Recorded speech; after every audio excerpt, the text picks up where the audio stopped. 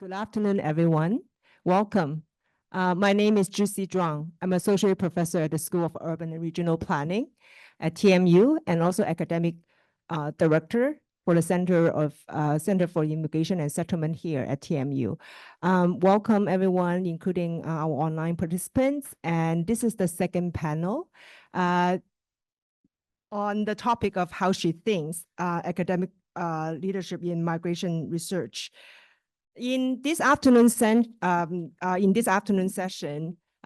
have our wonderful speakers, Oliver, Martha, Melissa, and Marcia sitting next to me. And on my right-hand side is my wonderful co-chair, Ashika. She's going to monitor online comments and etc. And I will also bring her back to the panel discussion along with our co-chair, Irina, from the morning section.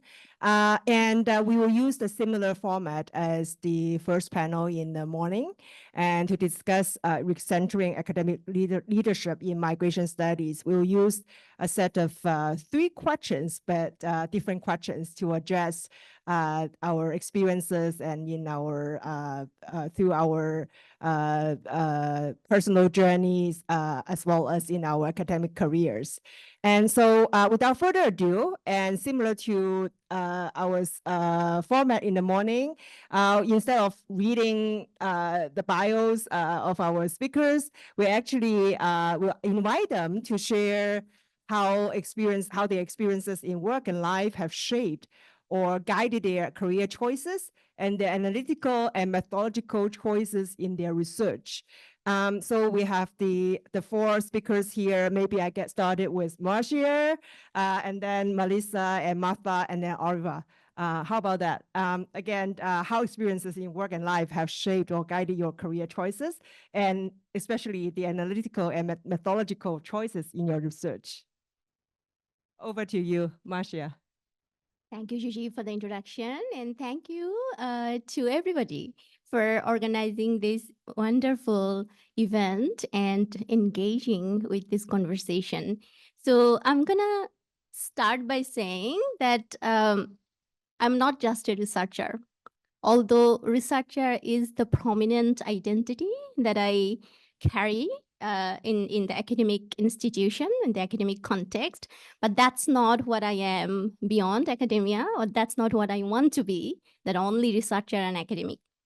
So in my spare time, I'm a dreamer, so I have a lot of hobbies. Sometimes I do practice music and imagine that I'm a singer. Sometimes I do express myself through paintings. It's a very childlike amateur paintings, but still some of my thoughts and my feelings and emotions appear through my paintings, and it's not very well organized or thoughtfully organized paintings. It's just I think about my memories and they just just draw those. So I want to start sharing some of those paintings very quickly to give an idea of who I am beyond a researcher. So the first set of paintings, and these are the paintings that I do in the last 3 years or so.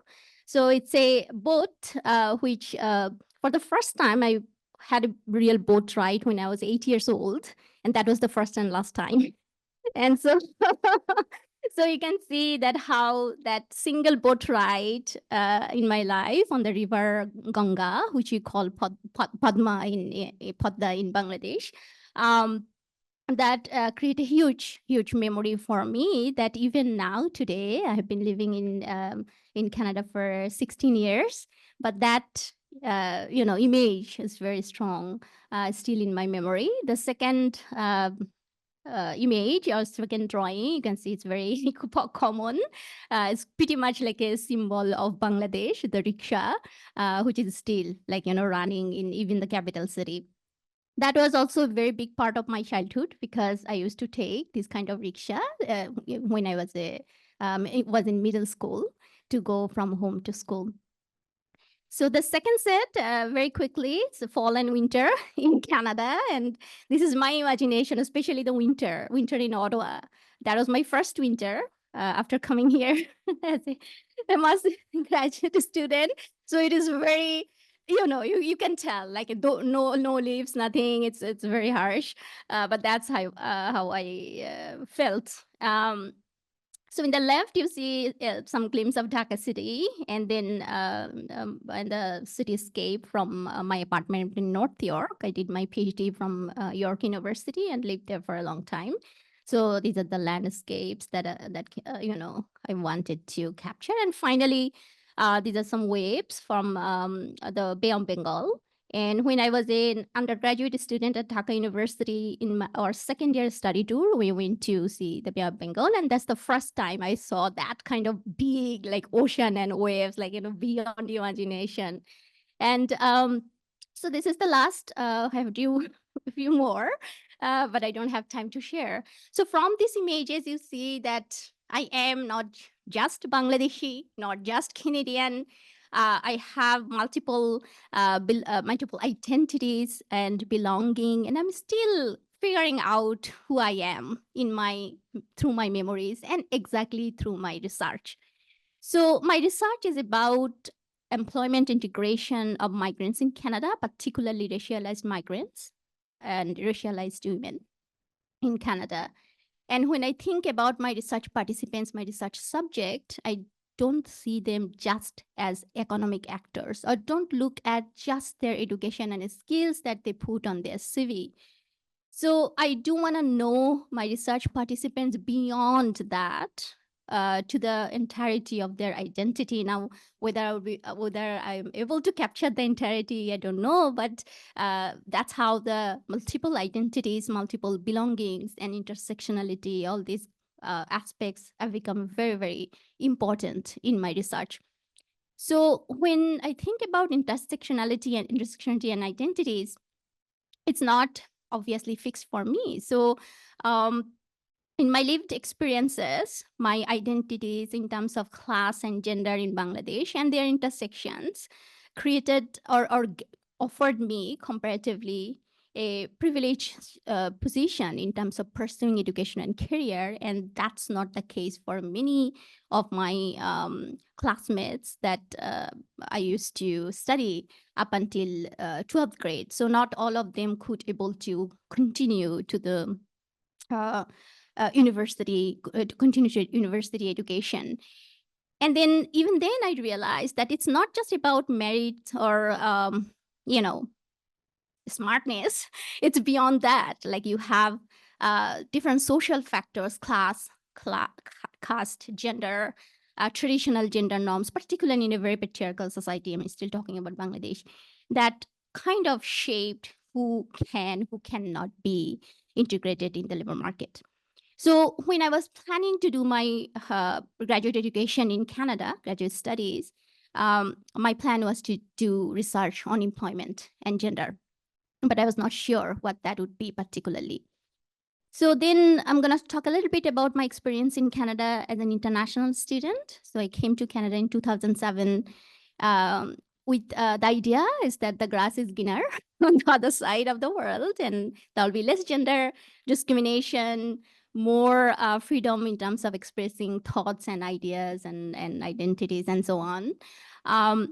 However, there are a couple of things, 3 things, very quickly I'm going to go over that kind of challenged my ideas as well as helped me to grow in terms of my research, as well as in terms of understanding my own positionalities and identities. So the first aspect is the imposed identities. So within first 6 months, I came to know that I'm a visible minority here. I'm a racialized woman, racialized Muslim woman, South Asian woman. Like there are many levels which I am not familiar with at all. So those are imposed identities. And still have been, as I mentioned, I've been here for 16 years. Still, I'm grappling with these new identities, and I'm grappling with the idea that whether I should challenge, resist those identities, totally deny those identities because those are imposed, or should I take the strategic essentialism standpoint and accept those identities and then try to kind of challenge the inequalities that are coming with these identities.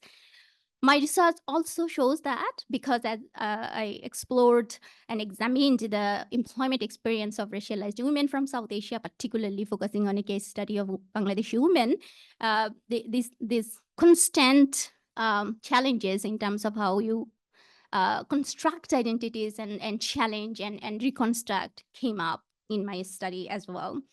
De-skilling is another aspect, as I personally experienced de-skilling in a sense that I was told that my all qualifications, credentials from Bangladesh were not as valuable as Canadian credentials, which is still a very difficult thing for me to accept because I'm really proud of what I achieved in Bangladesh. And those are also connected with a lot of memories with my family, memories with my parents. So denying those skills would be denying a big part of my memories and identities. And finally, sense of belonging, where we belong. And I think multiple belonging, non-belonging that are my lived experiences. Based on those, I would also like to know the experiences of my research participants without imposing, of course, my own ideas and assumptions, but to know the depth and breadth of their experiences, their identities, how they connect their identities to their experiences in Canada, as well as their journey from Bangladesh to Canada. To do so, I do use mixed methods research because it helps me to look at the depth and breadth of my research, but also it kind of a resistance from my side to hold on to the qualifications that I got from Bangladesh, because my training on quantitative studies actually took place in Bangladesh and qualitative in Canada. So kind of I'm bridging these two together in my research. And finally, how can we as women researchers or women leaders decenter, decolonize, de-racialize migration research? This is a question that I also ask myself. Am I successful in doing so? I know that I have a strong commitment to acknowledge multiple positionalities, multiple knowledges, multiple methods, not only the westernized, thoughts and theories to utilize in my research. And I'm committed to talk about the racialization, systemic racialization, marginalization, and de-skilling of racialized migrants and migrants in general in the labor market. So I don't know if I'm fully successful in doing so, but I'm committed to do so and will continue to bring in the, shed light on equity, equality, and justice when it comes to employment integration of migrants and racialized women. Thank you. Maybe I took too much time. Sorry about that. Thank you so much. Not at all. Thank you so much, Marcia. I think it's really brilliant idea to incorporate your painting as in the introduction. You're so talented when it comes to your painting, and also using it as a way, using the art as a way to describe and illustrate your life experiences, your memories of home, and then how you develop that sense of belonging here in a new homeland. Really compelling stories to tell, and really appreciate that. How about we move on to our next speaker, Melissa? Over to you. Thank you. Thank you. You're a tough act to follow, Marcia. Those are such gorgeous paintings. Really, really nice. I'm jealous. So I think I'm a little bit unique on this panel in that I am Canadian, was born in Canada. So that's where I'm coming from. However, what I will talk about is mostly how I've evolved as a person and as a researcher through travel and through my experiences of living abroad. I was actually born in a small town in British Columbia, quite an isolated place, not even on Vancouver Island on the mainland, but you have to take 2 ferries from Vancouver to get there.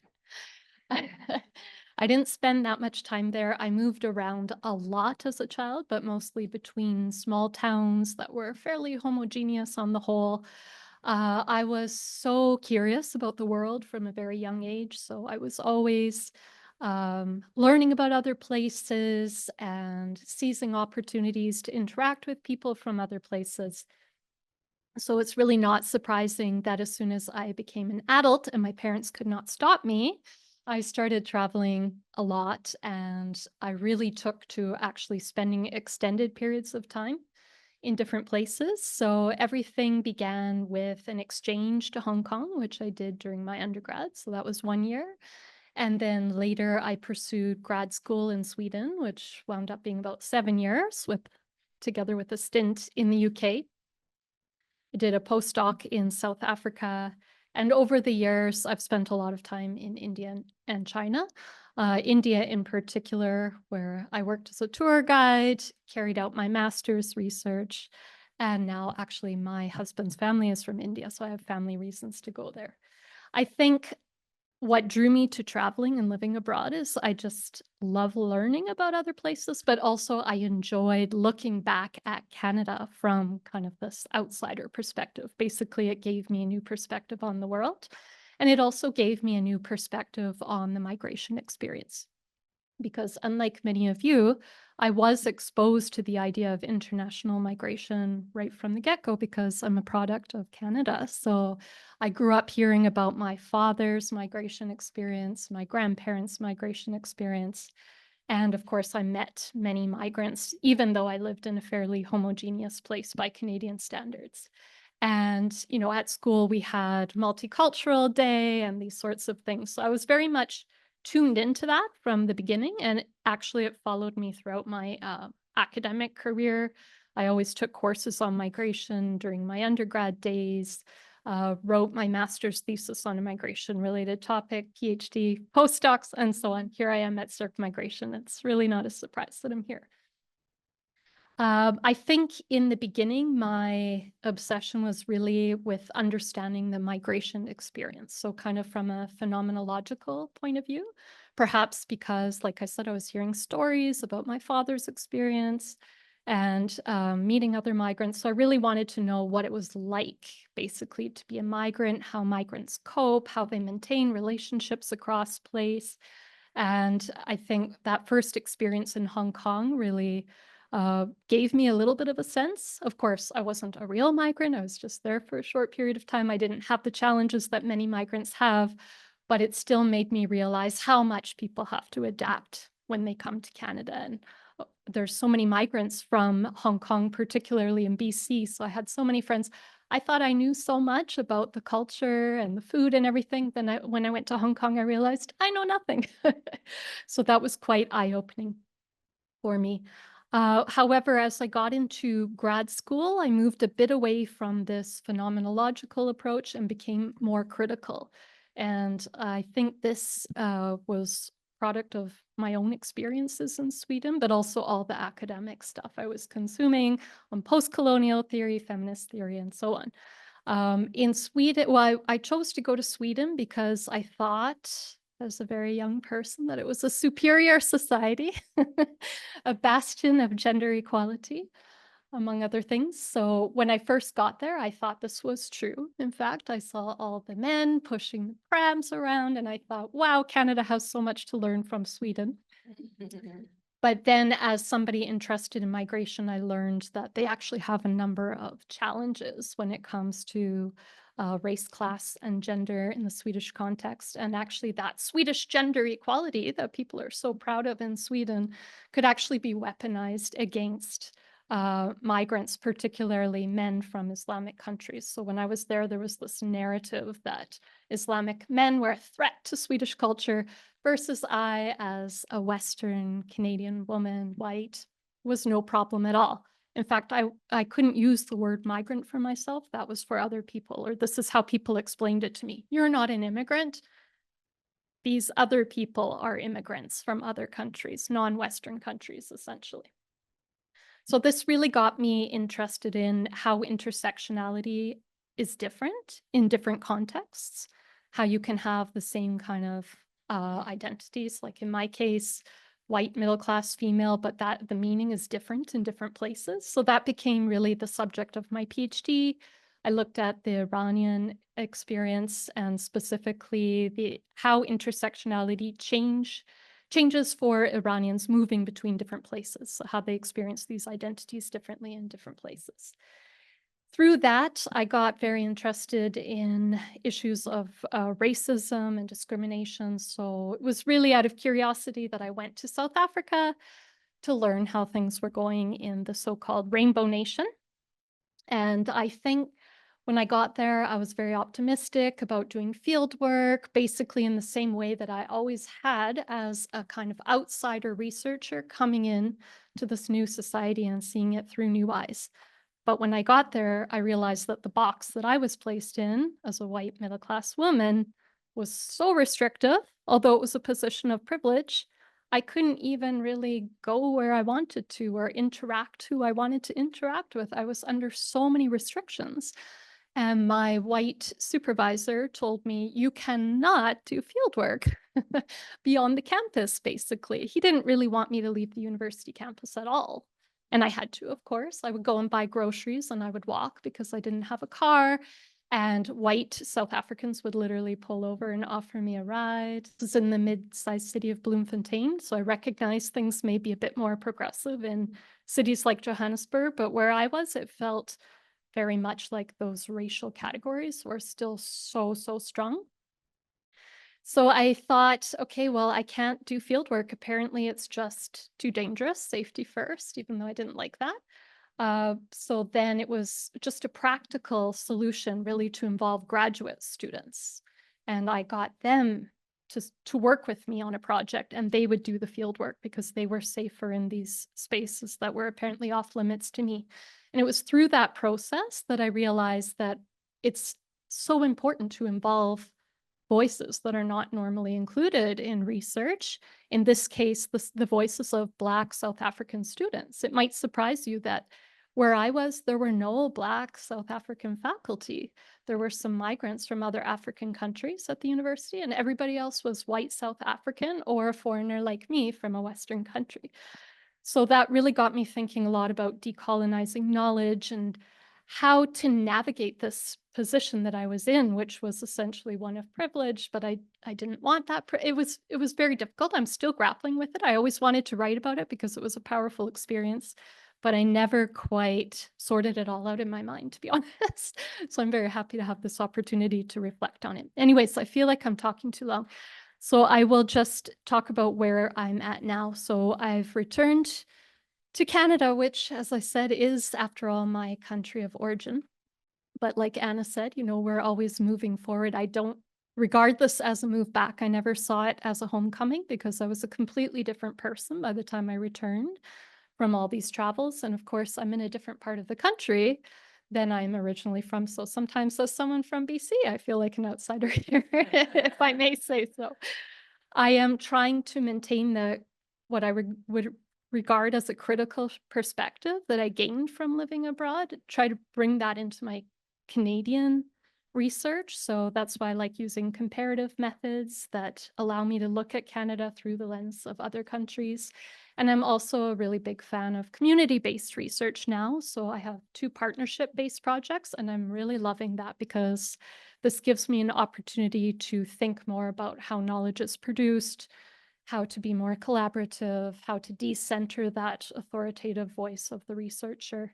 And I want to keep developing that in my own leadership, academic leadership. And just as one final note about leadership, I personally feel that I've been socialized as a woman to be very agreeable, to not fight for what I want. And I think maybe in my old age, that's starting to change a little bit because I have values that I definitely want to advance. And I know that being a leader is probably the only way I can really do that and have an impact.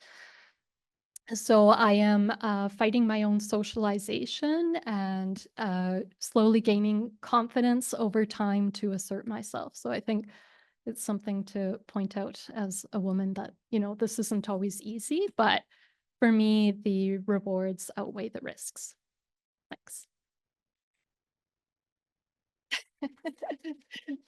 This is fascinating. Really appreciate that, Melissa, and hearing how you describe, like how you explain to us your lived experiences abroad and how does that relate to your research work, ongoing past and ongoing research work, and also see that connections with some of the discussions this morning from like points from Irina, Meru, or Nika, who talk about locality, nationality, mobility, and boundaries, and all those like touch upon those topics, and especially you offer that outsider researcher perspective on my migration experiences, and but how does that intertwine with your positionality, your reflexivity, and also understanding intersectionality, how this is different in different contexts. And you also raised that question about moving forward, how to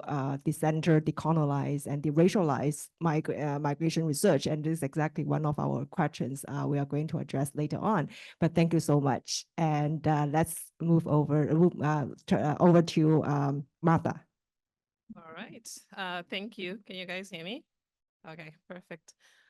So by way of introduction, my name is Martha Muneji. I'm the Executive Director for Bridging Divides. Born and raised in Zimbabwe, so I am an immigrant and I have lived experience. I guess that's why I'm sitting up here.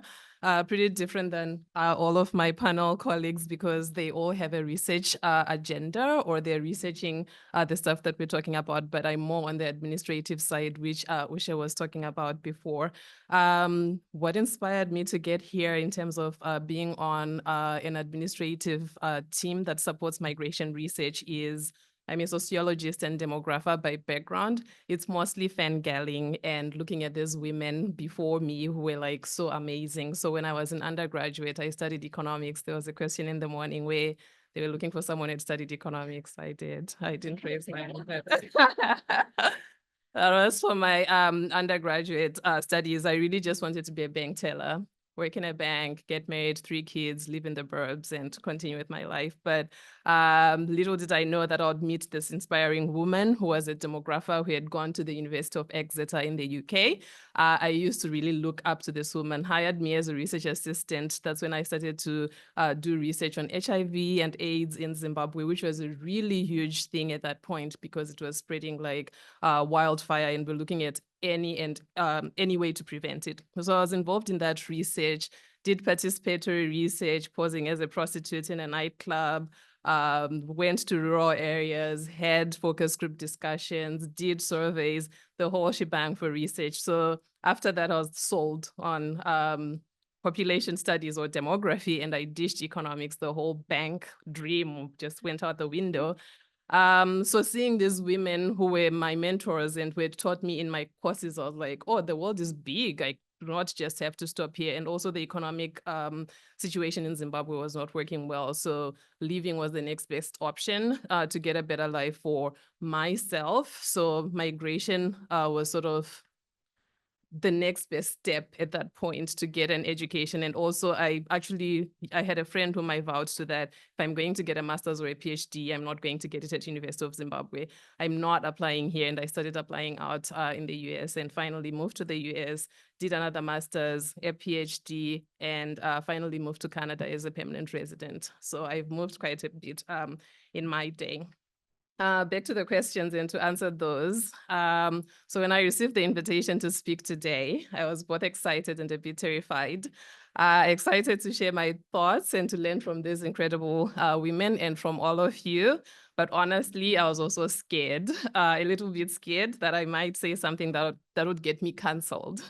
I once had a mentor who would ask me, do you want to be right or do you want to pay rent? So, well, today I hope I'll do a little bit of both. I want to speak my truth, and hopefully when it's all said and done, I hope I'll still be able to pay my rent. So diving in, we're here to talk about intersectionality, decolonizing, decentering, de-racializing migration. These are huge and critical issues in so many ways and also deeply personal in many aspects. So intersectionality reminds us that our experiences are shaped by not a single identity, but by multiple overlapping identities that we hold, for example, race and gender and class and ability and more. When it comes to migration, the intersections of these identities are particularly pronounced, but we don't always talk about that enough, or at least as much as we should be doing. Women, for example, we bear the brunt of the burden of care in migration and in many other facets of life. This whole concept of burden of care is something that came out from my research and when I was a research assistant in Zimbabwe, where a family is plagued by HIV. The people who end up taking care of sick family members are usually women. And in most cases, a 12-year-old child, you'll get to a household to carry your research, to collect your data. And a 12-year-old girl is literally the head of the household. There are people around her who are older, but they're all ailing and they cannot do much. So in that regard, and with that at the back of our minds, one of my professors in graduate school in Zimbabwe shared an example that is thought-provoking analogy. She said if she had a son and a daughter and both were involved in sex work, she would rather have the daughter. Why? She said because in her view, the female sex worker would use her earnings to develop her family, build a home, and contribute to the community, even at the risk of her health and her life. Meanwhile, the son would have little to show for his work, if anything at all. He would just come back to be taken care of on his deathbed. This story, while unsettling, speaks to expectations placed on women, especially in context of economic hardship, any economic hardship and migration included. I speak of this burden of care analogy in terms of talking about how we're talking about how she thinks as a woman and how she thinks and decentering, de-racializing and de-colonizing, and that as a burden of care on us as women. So women are often expected to sacrifice more, to bear more, to care more. This is not just for Zimbabwe or for women I've encountered in my work there. It's a global reality. The weight of care disproportionately falls on women, even in the context of migration. But why is that? And should it be? Should women bear this much responsibility? The answer is complex, but part of it lies in the way we've built our systems and the roles that we have assigned. This brings me back to Mala, I think, talked about this in the morning, which was talking about we don't want to be exhausted women. I was thinking about that and thinking about my talk as well. So we come to the topic of decolonization. Decolonizing migration means breaking down the systems that have historically oppressed and marginalized certain groups, primarily women, migrants, and people of color. Colonialism is more than a historical event. It's a mindset, a structure that continues to shape the global order. And it shows up starkly in migration policies. Think xenophobic attacks in different parts of the world and who is on the receiving end of those. Even today, many migration systems were built by and for a particular demographic, which are Western, white, wealthy men. And that has influenced who gets to move, who gets to stay, and who gets excluded. Decolonizing migration means dismantling these structures and rethinking the rules around who deserves to migrate, to seek refuge, and to find a new home. It means including marginalized voices in these conversations and shifting power away from the traditional centers of control. But it's not just decolonizing, it's about decentering as well. Who are we centering in these conversations? Often it's the privileged, the dominant. Decentering means we're stepping back, making space for others to speak and lead, and understanding that the experiences of migrants cannot all be filtered through a Western or elite lens. Migration is not one monolithic experience. It's layered with different needs, challenges, and opportunities based on identity, race, and gender. Now, de-racializing migration goes hand in hand with decentering. Migration is deeply racialized. People of color often face harsher immigration policies, higher levels of scrutiny, and more significant barriers to access. This is not accidental. Race and migration have long been tied to ideas about who's desirable and who's undesirable as an immigrant, and we need to shift away from this.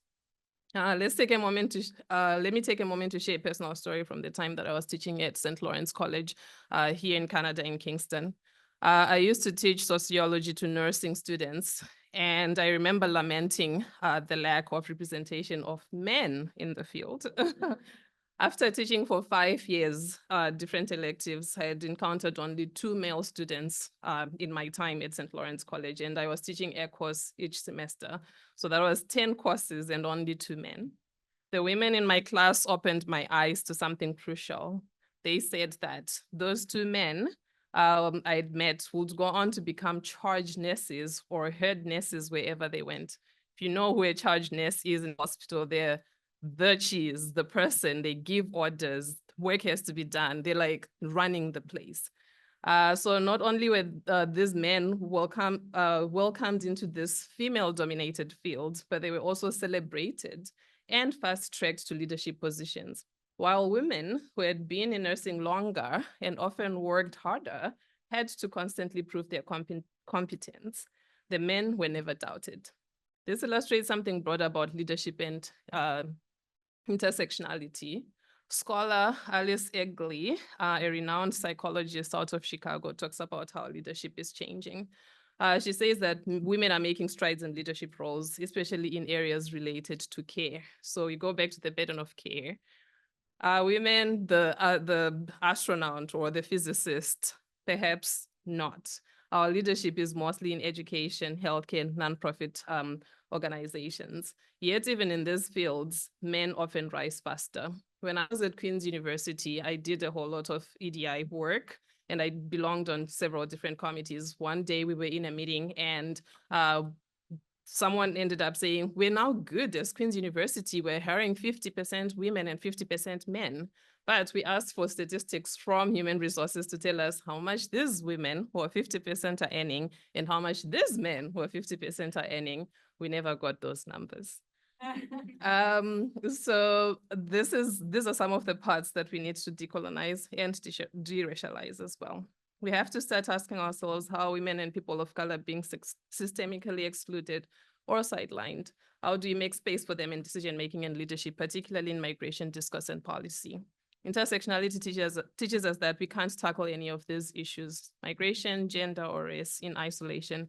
Decolonizing, decentering, and de-racializing are all necessary steps to build a more just system, one that doesn't rely on oppressive hierarchies, but instead lifts up the most marginalized. It's time to think who gets to lead these conversations, whose voices are valued, and who gets to decide what the future of migration looks like. Even though it is a burden of migration care we're putting on women, let's still decenter the powerful and recenter those who have been pushed to the margins for too long to create a world where migration is a right, not a privilege, and where everyone, regardless of their identity, has the opportunity to move, to thrive, and to live with dignity.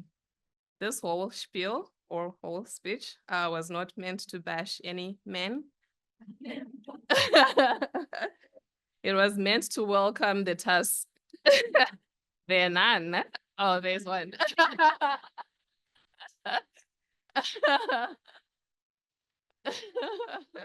Yeah, we are very. So I didn't mean to bash any man. I just wanted to say this as a factor to say we welcome the task at hand of decentering, de-racializing, and decolonizing with Mala's point in mind. We should not be exhausted women at the end of this. Given most of our personal experiences, some might argue that the burden on women leaders to decolonize, decenter, and de-racialize migration is nature versus nurture. Thank you.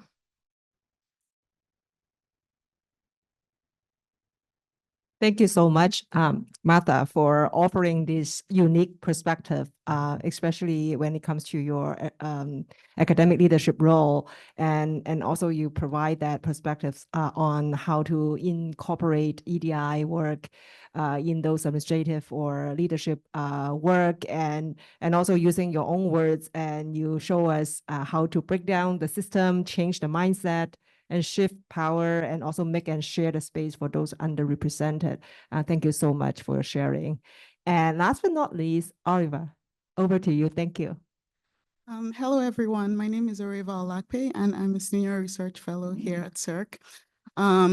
There's a lot that I can say about what has motivated me to get to this point, but most of my work has been shaped by my childhood in Nigeria. I grew up in the Niger Delta region, and if you know anything about that region, it's a place that has gone through like several decades of environmental degradation, violence that is sponsored by big corporations like Shell, and corruption of the political elite.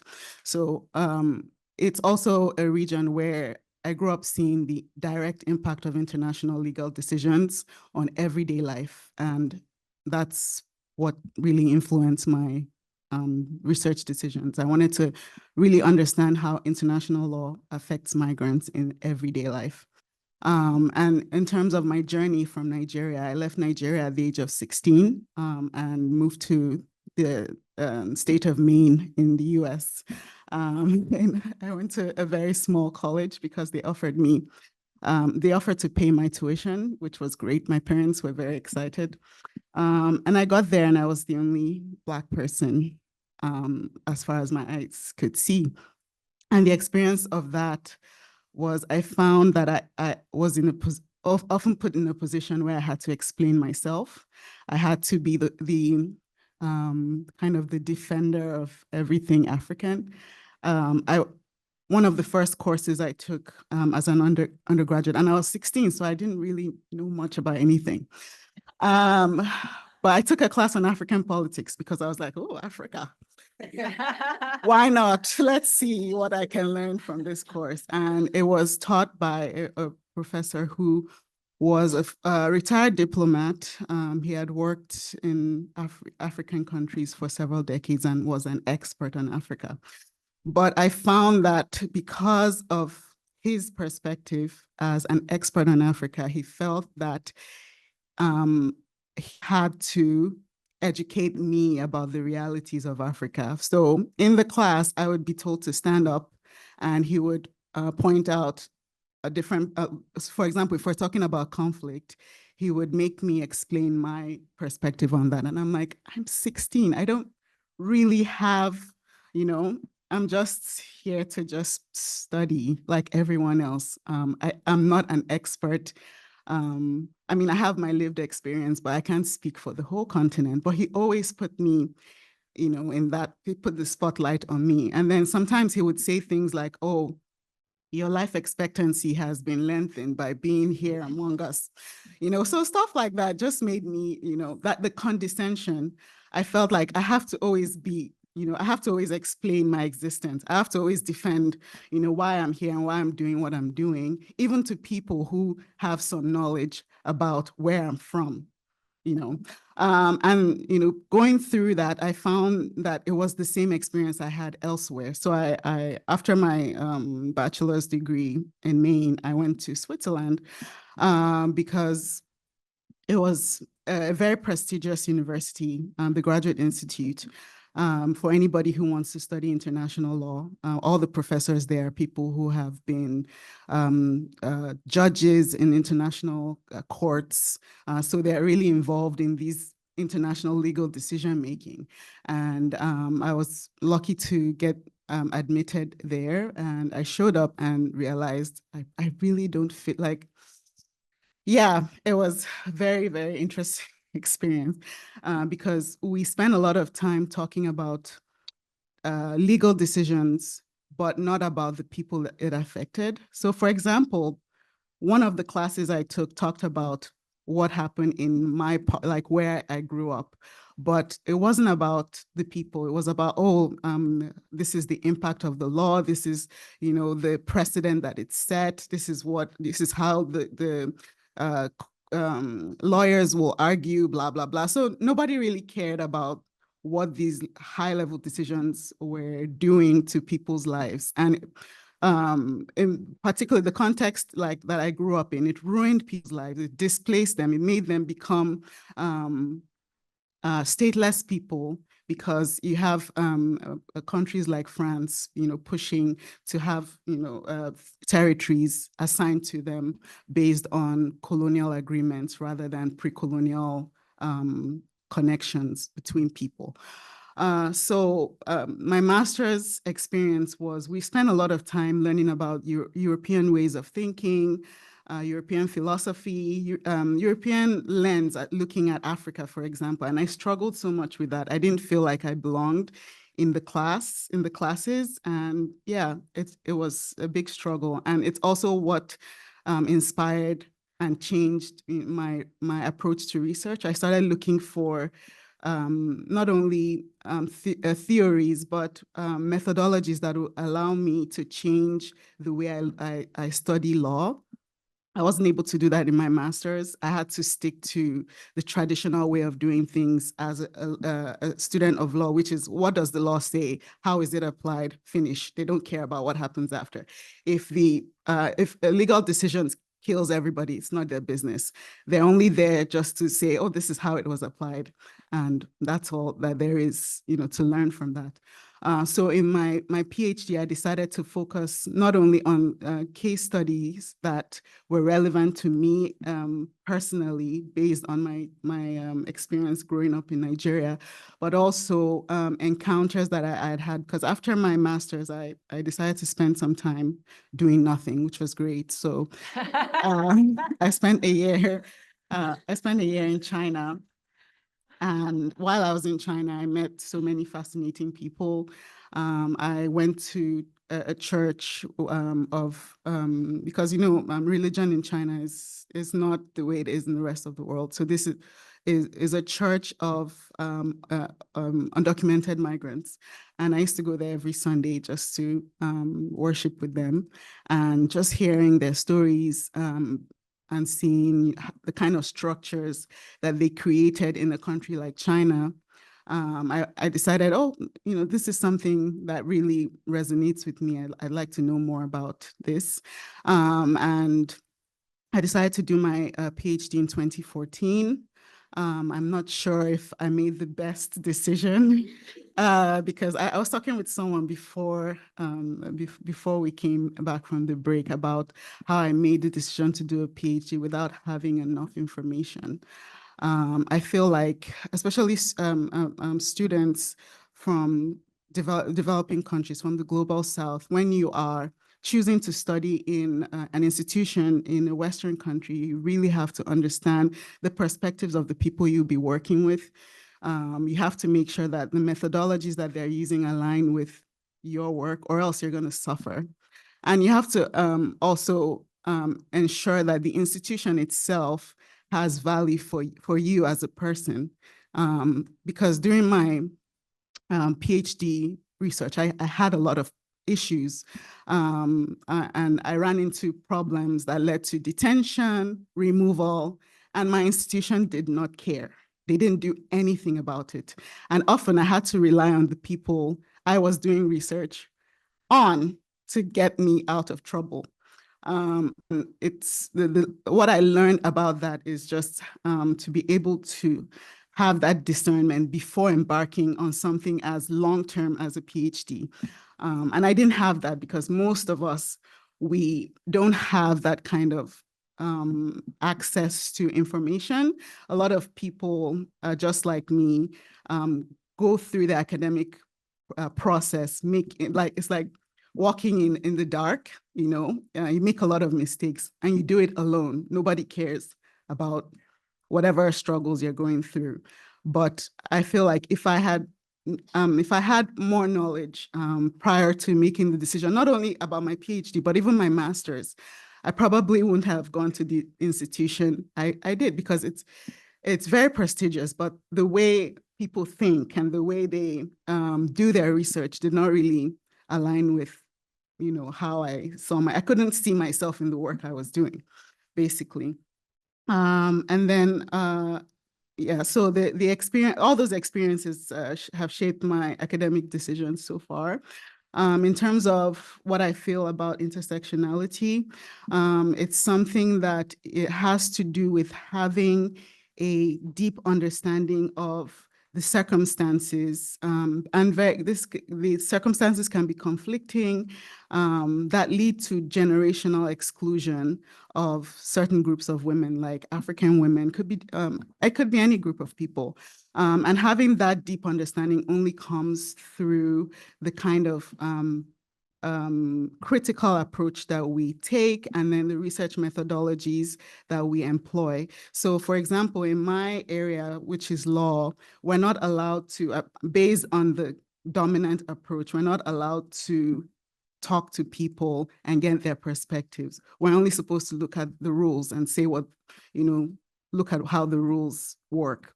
But finding methodological approaches, such as there's an approach called the third world approach to international law, which is something I talk about it a lot because it's the only thing that, and in the legal world, a lot of people look down on that and say, oh, that's not law, you're just talking to people. But I find that you can only really understand the impact of law when you talk to people. They're the ones that will tell you about whether a law is working or not.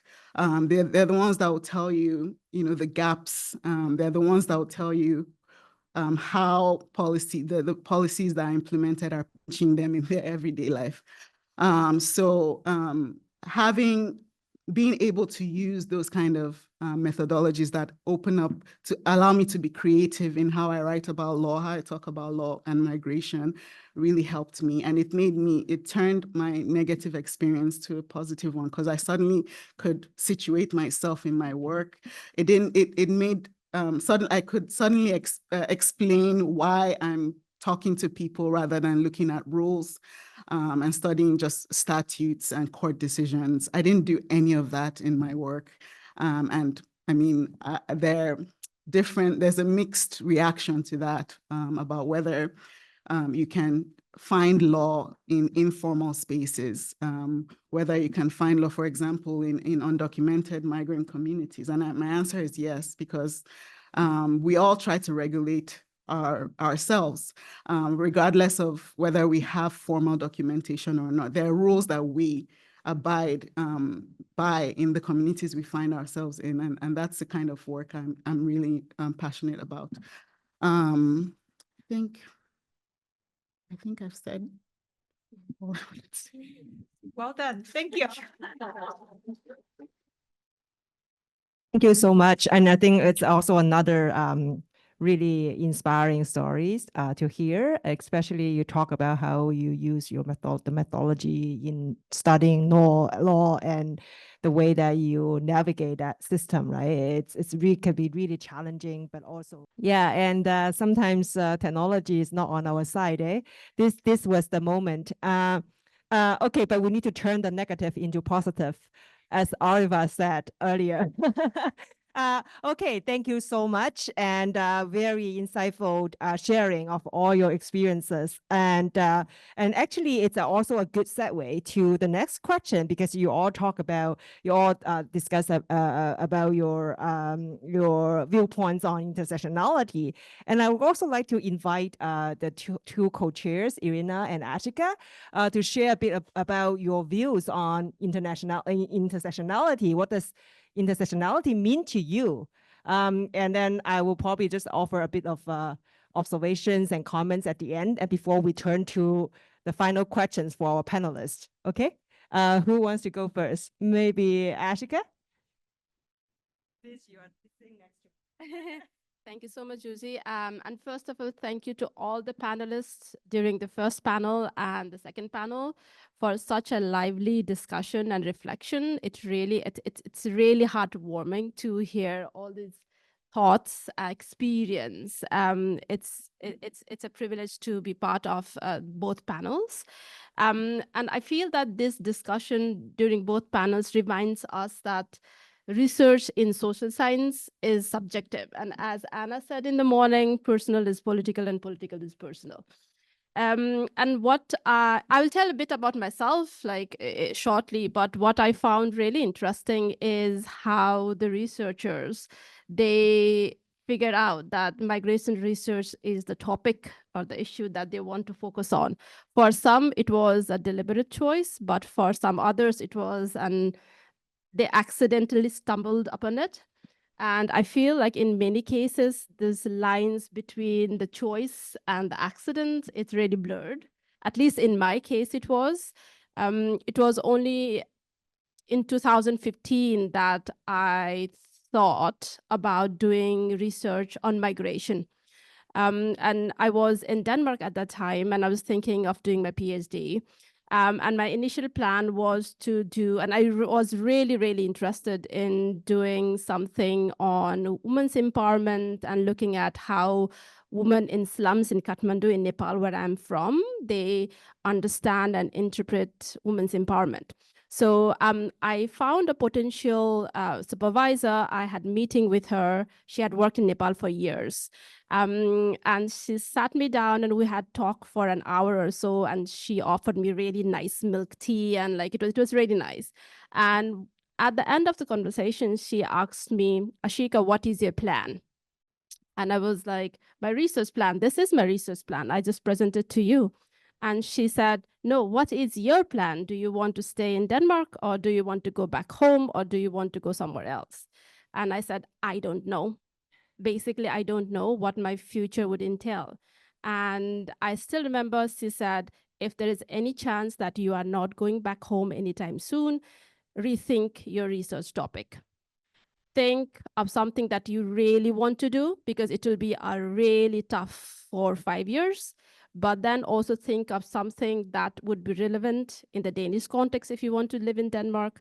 So I think that conversation kind of made me thinking, what do I really want to do in Denmark? And I was struggling to find a job, and I really wanted to know how highly skilled people like me were actually able to find a job. So I was like, I need to know what strategies do they use. So that became my PhD project. So I think at that point in time, I had doubts on decision, but now reflecting back, I'm very glad I made that choice. So I found it very interesting to think of how did we come to the point where we decided which projects do we focus on. And also for many researchers, and I would include Melissa as well, I think we are migrant researchers, right? Like we had some kind of migration experience when we're conducting this research, and when we are being reflexive as part of our reflexivities, I think we often contemplate how our positionalities, how our backgrounds, how our biases shape our research projects. So I want to sort of on that very note, really tell you briefly about myself. I'm originally from Nepal. It's a very small country in South Asia, in between big countries, India and China. So I grew up in a middle-class Hindu family in a very patriarchal, caste-based society, where I was forbidden to be a part of a soccer team. It was a huge crisis when I was not married until I was 27, because I wanted to pursue a career. And I was apparently very old. Apparently, I got married at some point. Yes, I was done. And then I wanted to pursue higher education abroad, and I was not actually allowed to do so until I got married. I'm glad I married my husband, but then I married because I had to go abroad. I got a scholarship to come to Norway.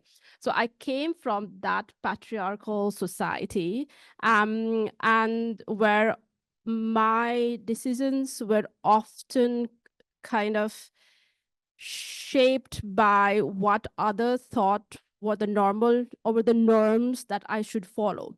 And when I would not follow those norms, I was often called as stubborn, as rebellious in front of everyone, and I would cry. I would go to my room and cry, but I'm very kind of glad I was rebellious at that point. Yes, I was stubborn. I still am. But then coming from patriarchal society, and as I think Melissa said, I went to Norway for my MPhil degree in gender development studies, then to Denmark, and I did my PhD, and then I came to Canada. So I also thought the grass would be greener at the other side of the world, Marcia, as you said. Apparently it was not. So there were I often felt that I was put in this box of the so-called global South migrant, not female migrant, but more I think in Scandinavia, migrant from, everyone would say from India, and I was like, no, from Nepal, not from India. But this the way I was boxed, and then the way the expectations that the Danish society, the Norwegian society had from me and my children, I think it really kind of we went to a point where when I said, no, not anymore, we need to move to a different country. So we moved to Canada. A bit about our context. But as Meru said in the morning, I also feel like I'm a snail who has this big shell on my back. And so I make home wherever I go. And I know my home needs to be fixed. And we're always thinking, how do we do that? And in terms of intersectionality, I think for me, it is more than a theoretical lens. It is the lived reality. And I do feel both in my own life and also in terms of the people that I study, it is important to look at how different identities, different forms of identities, like personal identities such as gender, sexuality, age, religion, and as well as different institutional and social structures, how people face different kinds of discriminations or different kinds of opportunities because of all these intersections, right? And one of the main I think point that I have or lesson learned using intersectionality as lens is sort of, it has helped me develop this understanding that migration is never experienced in isolation. So it's always influenced by interplay of who I am or who the person is, but also the bigger societal structures and that we need to focus on. And I think by embracing these complexities, we can explore this richer and more nuanced understanding of the migrant experience. I'm an anthropologist by training, so I'm very interested in migration narratives, migrant narratives. And I very deliberately try to include migrants from diverse backgrounds and from diverse experience, because I believe that it is important to shed light on the stories that have not been told before. Because it might be one person's stories, but that is one person's stories that needs to be told out there. And also in my work, I have been really trying to argue that it is important for us as researchers, for policymakers, and for general people to understand that these migrants do occupy multiple and shifting identities. So in the book that is under review now, I have been trying to argue for this idea of simultaneously becoming and unbecoming highly skilled, because for many of the informants that I talked with while I was doing the research, they often talked about this, in their own words, this confusing state of mind. Am I highly skilled? Am I not highly skilled? I feel highly skilled because of the policy defined me as highly skilled, but then I'm de-skilled, as Marcia said, at the same point, different kinds of de-skilling. But then when I talk with my family back home, they feel that so because of my social status, I'm highly skilled again. So I'm trying to sort of like look into this shifting positionalities, shifting belonging, and trying to critically look at how migrant categories are not fixed, they are not linear, and how people do navigate in between those categories. And lastly, drawing on the discussion on uncertainty and guilt from the morning panel, and I really wanted to raise my hands. I knew that we didn't have much time in the morning. So as an academic, migrant academic, I constantly find myself balancing my identity of being Nepali/South Asian migrant or roots with these expectations from the Canadian society or the Danish society. But at the same time, I'm also mindful of these global hierarchies in the academia. And many of you know I have 2 kids. And then it's also very important that not having family support and not being able to afford the childcare, very expensive childcare in Canada, it often, like, I often have this feeling of frustration and guilt for neither being the best as a parent nor as a researcher. And I'm trying the best I can, as I think it was Usha said, to be assertive and then see this is what I'm doing. But at times it gets difficult. And I have had this conversation with other colleagues at the CERC as well. But I feel very privileged and very humbled to part of the CERC team. And I also want to acknowledge especially Anna and all of my colleagues, because I think the solidarity that we have to be able to have the space to share the frustration, to share the guilt, and to be able to say, I'm having a bad day, but then someone else will come and say like, it's okay, let's do it. That I think that is very important as a junior academic, trying to navigate the way both into a new institutional environment, but also a new country in general with the family. So on that note, I want to say thank you, and thank you for today's panel, and thank you to CRC, Anat, and to everyone. Yeah, thank you. Thank you so much. Over to you, Rina. Thank you so much, Pascal. I understand intersectionality as the combination of all possible factors that affect our lives. It's a consideration of how complex the world around us is, how many circumstances shape our lives at different moments. And this is important for the researcher if you want to have a comprehensive picture of what you're doing, especially in interpretive research. So for me as a researcher, the epistemological and intersectionality, in other words, the intersection of gender, ethnicity, diasporic factor, various geographical affiliations, and other social forces, it's a source of knowledge about the world. It's a source of opening up new chapters about the world, because very often you hear from colleagues or from other researchers like, there's no need to research that. Everybody has researched that. Or it's a very specific, narrow focus. Who can be interested in that? And if you can look at this narrow theme through the lens of intersectionality, showing how this theme, for example, illuminates the intersection of gender, class, agency, integration, you will show that actually this theme is not as narrow. It can be recognizable in other moments of life. Another angle of intersectionality that at a certain point it becomes part of our identities. Like I often hear, well, in various contexts, I often hear the statement, oh, you're from Russia. You're from Russia. For example, a very banal statement when I complain, oh, it's so cold here. And people say, but you're from Russia. And here, where comes intersectionality?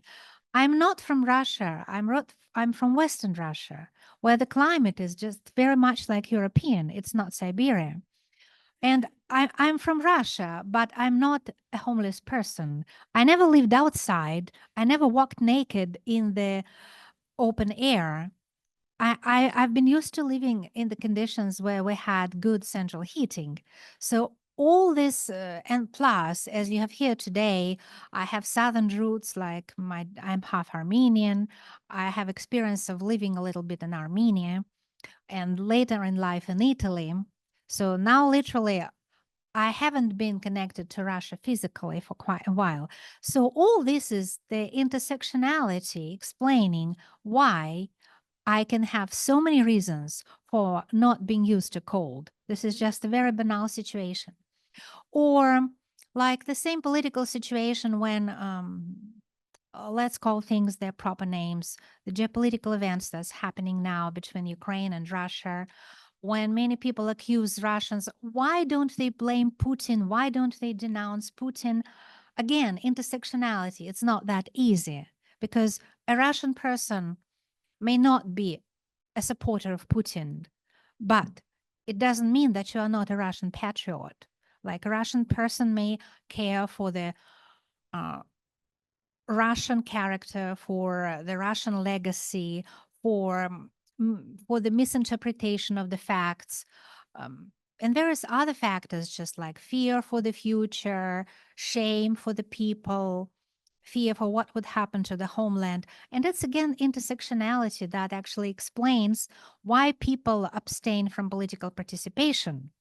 It's not because they are bad people or they have no consciousness. It's because they're overwhelmed with intersectionality. They are under the impact of so many intersecting factors, intersecting in various configurations, like influence, fear for the family back home, fear for the children, fear for your job, fear for destroying the transnational network, because we all live in transnational networks. One link destroyed back home will affect the whole positioning here. Like there is one person who can write your recommendation. you have a conflict with this person. Here, you will have one recommendation less. And it's not easy to find very quickly a new referee. So this is part of intersectionality. And even when they ask you, who are you? Russian, cosmopolitan, nowhereing. Like previously, for many years, I would say, I belong to nowhere. When I was in Italy, I was saying, I don't feel anything. I don't feel belonging anywhere. Now I would probably say, I think I'm to a large extent Russian and Soviet. And again, for various reasons, intersecting with each other, because I have been reconsidering my research. I have been looking at myself through the prism of my research of long-term focus on the Soviet Union, and also through the prism of geopolitical events where I feel certain responsibility for what is going on, like shame or certain responsibility of who I am for what we do. So it's not that easy to answer in one word who you are. Intersectionality comes into a picture. Even this famous hyphenated identity, Russian Canadian, Italian Canadian, Indian Canadian, African Australian. This is intersectionality because when you, for example, asks somebody who you are and he says, I'm Italian Canadian, the next question would be, what do you mean? Wouldn't you want to know what this person means? Just saying, and the person will probably go further. Well, I'm Italian because I lived in Italy for very many years, but I'm originally from Greece or somewhere else. And you can see how many ways to look at your life intersectionality shows. And it shows how creative you can be.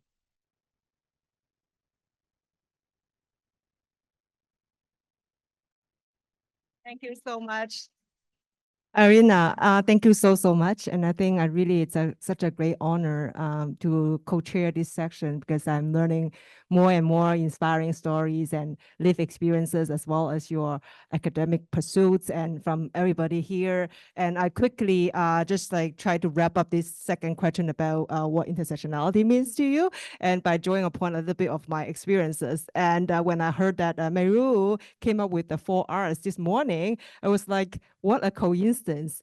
I have 5 R's.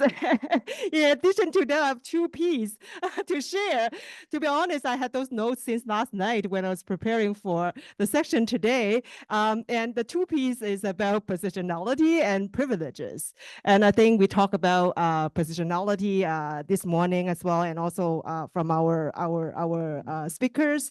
I myself, as an immigrant originally from China, as a woman and who speaks English with a lovely accent, the so-called middle class as a tenure faculty, and also I have played several academic leadership roles as the graduate program director in my School of Urban and Regional Planning, and currently I'm the academic director for the Center of Migration and Immigration and Settlement. And so considering my positionality, I also recognize the privileges I possess.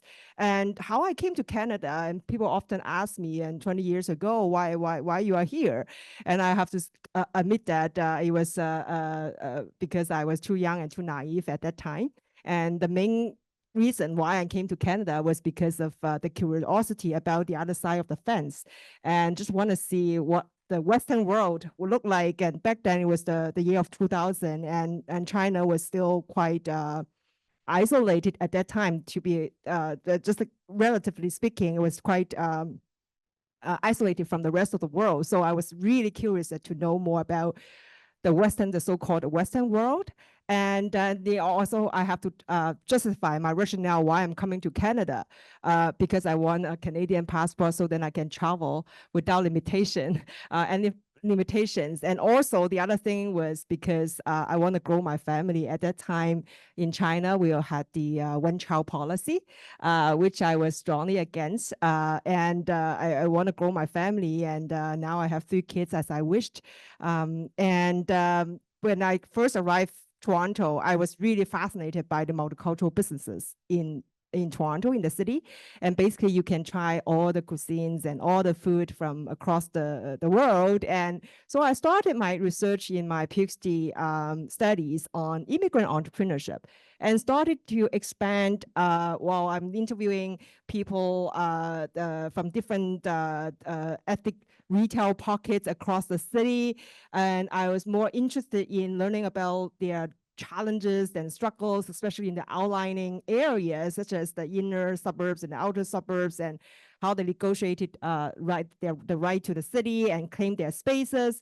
And then I started continue my work and engage in immigrant placemaking practices and the way they shape and reshape our cities and communities. And also I explored arts-based methodologies such as documentary and photo voice, digital storytelling to amplify their voices. So as an immigrant researcher myself, and I truly understand that my trajectories, my migration trajectories are not the same as those of forced migrants who have experienced traumatic displacement experiences.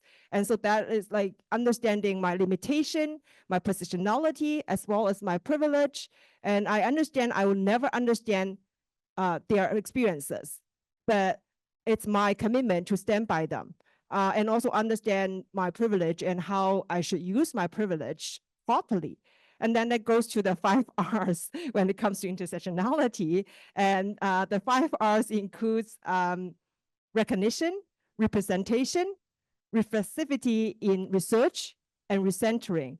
By meaning recognition, I think we all recognize multiple identities and the so-called intersectionality, but also understanding and recognizing the systemic barriers. And that way, but while we are recognizing the intersectionality as well as the inherent systemic barriers, we can develop this kind of empathy about the subjects we are studying or the connection we are making with communities.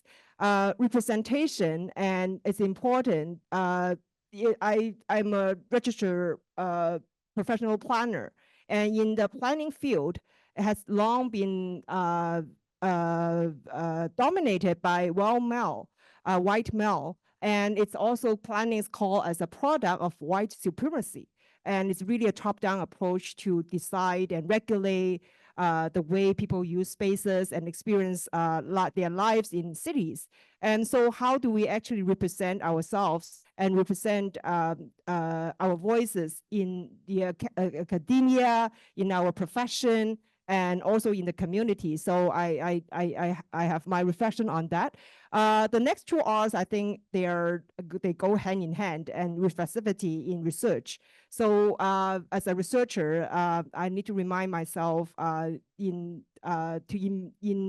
incorporate reflexivity in every step of my research in my research process, and considering whose voice is missing and whom we are working with, and what are the benefits, who actually benefit from the research. And so reflexivity is important, it goes beyond reflection.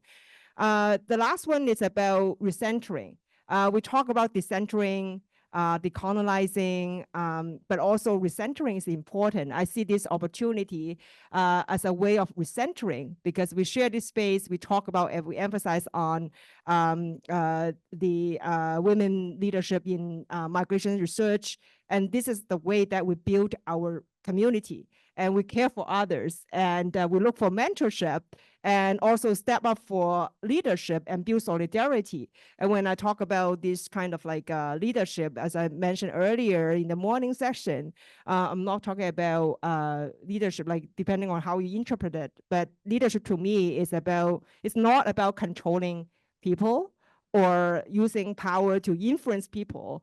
And it's more about generating long-lasting impacts. And even if I'm not in that leadership position, and someone will actually carry out the work and do better job than me, and that's called leadership to me. I think it's about the long-lasting impact. So how do we actually recenter our voices here build our community and solidarity, and amplify these voices. And because it's so important, it's all like if it's a way to show our leadership as well.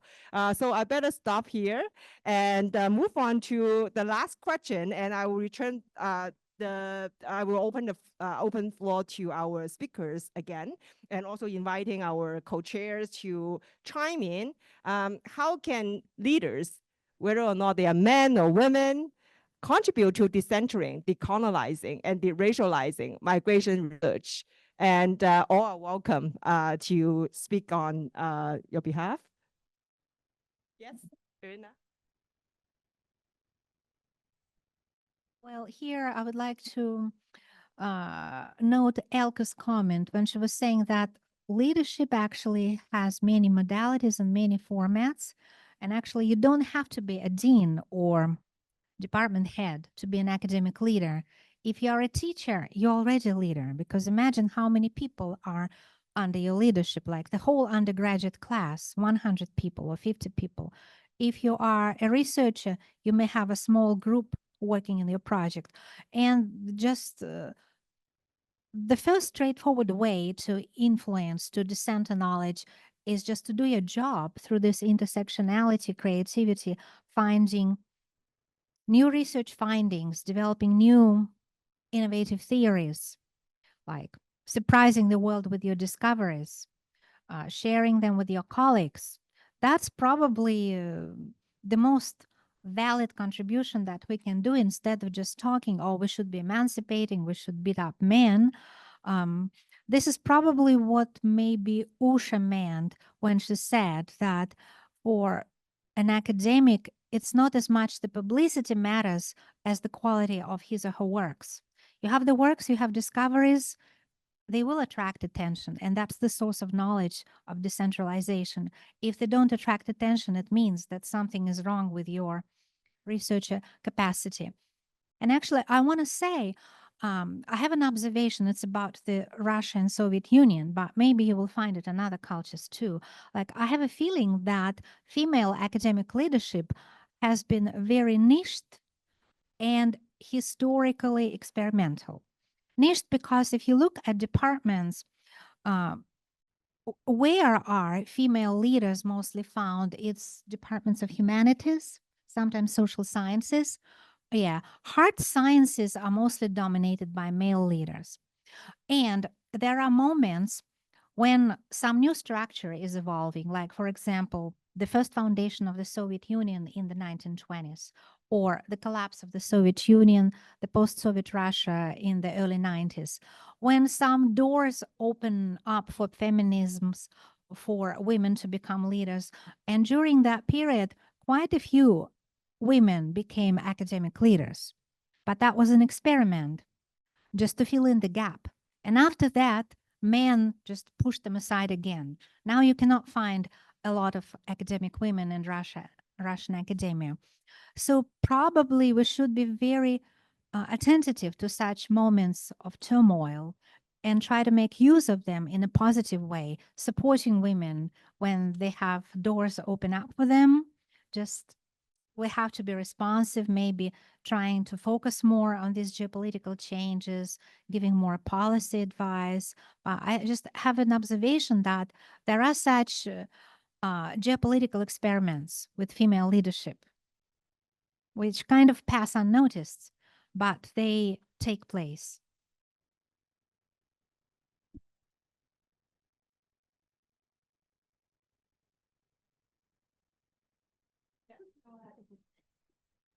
Okay, so in terms of leadership, I would like to share a little bit of a story, my story, that while many women, especially when they're girls, are not encouraged to be a leader in many parts of the world. My case is completely different because, fortunately or unfortunately, I was the youngest child in the family. And my parents and my 4 siblings, 2 brothers and 2 sisters, they somehow came up with all these ideas about me, that what I would be. And I had to play the role of a leader all the time. So it's for my siblings, just doing good in studies was okay. Like, my parents were happy that you're going to become engineers and doctors and so on. But for me, it was like, yeah, you have to be a leader too. That's the added, aspect of being the youngest. So I had I will say, the opportunity and the privilege to play kind of a leadership role from very young age. I was the class captain since my age of 3, and had a lot of opportunities to organize for sports, for cultural activities, and performing activities as well as academic activities.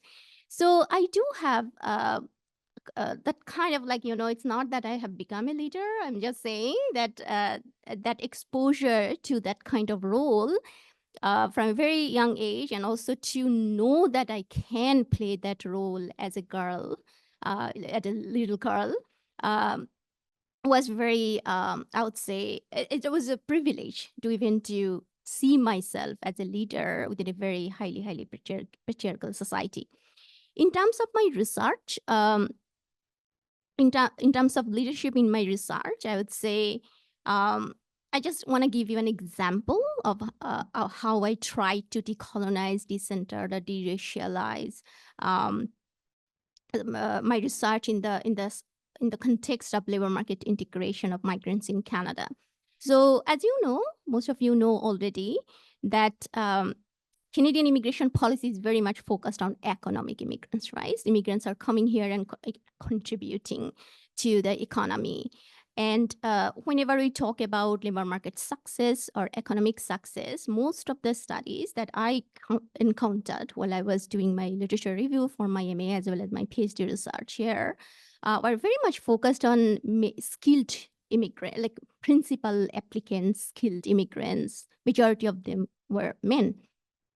So the majority of women actually come to Canada often as spouses, as dependent migrants. And when we talk about economic integration, often their contributions in the not only in the economy, but as well as like the overall social and emotional integration related contribution is not acknowledged properly.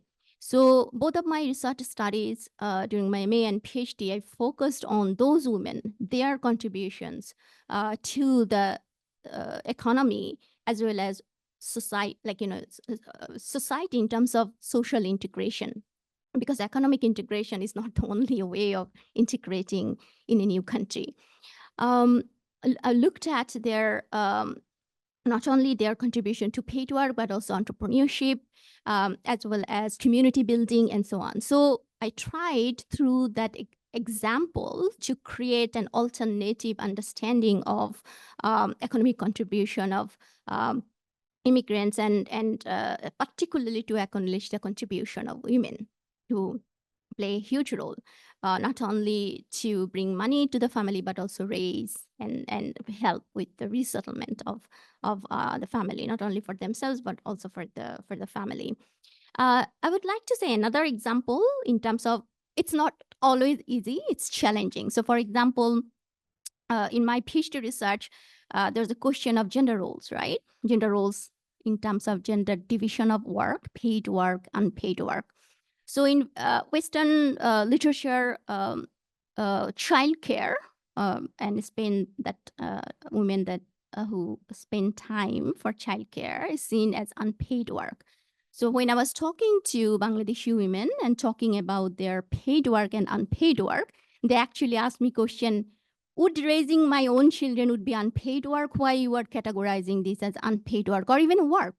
Because they get a lot of immense pleasure in terms of raising their children, spending time with their children. They think that's their role, their responsibility, or kind of in a very positive way to contribute to the upbringing of their children. But there was that, like in the census, you see unpaid work, paid work, how many hours women spend for childcare. But the women were telling me that it's not unpaid work. It shouldn't be categorized as unpaid or paid. It should be beyond that, because that's a part of their identity, their personality.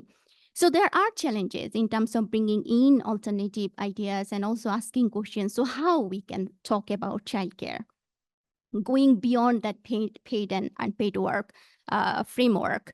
So what I want to say that despite all these challenges, I think it's a learning process for me to kind of decenter my research, as well as bringing in alternative thoughts and ideas and views within the theoretical and methodological discussion or methodological framework of my research. But it is really essential if we want to make sure that we want to go beyond the established Western knowledge about gender roles, and work, paid and unpaid work. Yeah, so I think that's all about my research leadership. I shouldn't take more time. So I'm just going to comment a bit about the work that I do in administration. This is actually an example of something that happens here at TMU. So we advertise for different jobs. So I'm answering the how do we decenter, decolonize, and de-racialize. And in some cases, human resources will get back to us with a short list already of, oh, we think you should interview these candidates. But like, where's the long list, right? So some of the things that we are doing internally is to actually go through all of the applications. Sometimes you receive 120 applications for a job, for example. So instead of just taking what human resources gives you as this is the short list that we have for you, we insist on seeing all the applications. And when we usually save time for that to actually go through all of them, because this whole screening, whether it's done by a person who's one person in human resources, we are trying to dismantle that by having a few more people look at all of these applications, because some people's chances are just missed because human resources thinks in a boxed way in terms of who qualifies for a job, and they might miss some of the things that we are actually looking for. So that's one example that I give from my current work that I'm doing. And I'm also going to say sometimes being tasked with decentering, de-racializing, and decentering is also, feels like a mammoth task. It feels like you're being tasked to change the world. When I was growing up, I wanted to work for the UN. But after I learned what the UN does and what it doesn't, I was like, I don't think I want to work for them. I think I'll be stressed and worried every day, each day, because I'll be like, how come I helped this person, but I did not help the next one? But growing, I'm realizing that the small changes count. So if I can change one person's life, and if the next person can do the same, the cumulative change also really works. And I also just want to put it out there that we can't change the world on our own, even though we're living here thinking that we're going out to decenter, to de-racialize. We should not think that the burden is only on our own. We can collaborate with other individuals to make the work easier. It is not an easy task to have a diverse team. Speaking from experience, you have to be a bit more patient. You have to train more. This is why I'm not justifying this, but I see why individuals would say, I do not want to hire immigrants, because it takes a bit more in terms of creating an environment where people from different backgrounds gel together or come together or understand each other. So that extra work, you have to be willing to put that in, to say, I'm willing to create this diverse team and I'll do what it takes to get there and to have a better team. So bite little chunks, do what you can as an individual. You can't change the whole world, and be patient while you're doing the work. I think for me, based on my own experience, to decenter and decolonize means that I have to be stubborn. Because many times I'm being told, oh, this, all you're studying is not relevant. Oh, this region, we don't really care about this issue. Focus on something that we care about. This is where the money is. You're not looking at where the money, you're not going to get fund. But I was very stubborn about my research, that I found the funding I needed to do it by myself. It took a longer path and I suffered because of it, but I was very proud with the end product. And I think if we want to, especially people in and from the global South, if you want to make your mark, you have to be stubborn, to focus on the things that matter to you, because in the larger world, you will be told that it's not important. It's not going to get the big money, and it's of no interest to certain people. So even if certain people don't like your research, stick to it, because that's your contribution to the world. I think the people that you're doing the research for or with who will really appreciate your impact, because you're writing kind of, you're contributing to efforts to write them into this knowledge production, which is very important work that you're doing. So be very stubborn about it and find ways to, keep doing what you're doing. And then another thing is about mentorship. Peer-to-peer mentorship has gotten me very far. My fellow doctoral students, my fellow postdocs have really helped me so much, because they're going through the same thing as you. And especially people coming from the same developing country background, the struggles of trying to find where you fit in, the struggles of even motherhood. I talk about that a lot, and just trying to find a balance between there's this idea of you have to constantly be producing stuff as a researcher. You can't have a moment where you take a step back. You have to always be, and you need your peers' support, because it will get you through. And another way you can contribute to decentering is in the work you do, being a peer mentor to younger researchers, like researchers who are people, for example, who are interested in research, but they're just starting out, they're in undergraduate students, or they're beginning their master's degrees.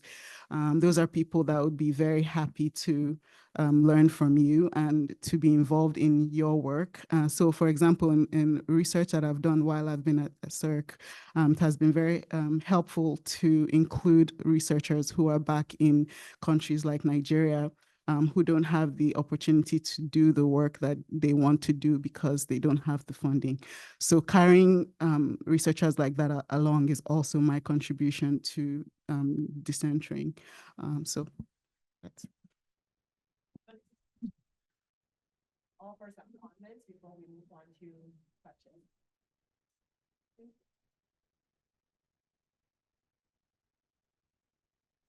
Thank you. I just want to reiterate that mentorship, I think, is absolutely essential. And this could involve maybe sharing the unwritten rules of the game with people that might not otherwise have them, stepping aside, maybe giving up some of your own opportunities so that other people can have the chance.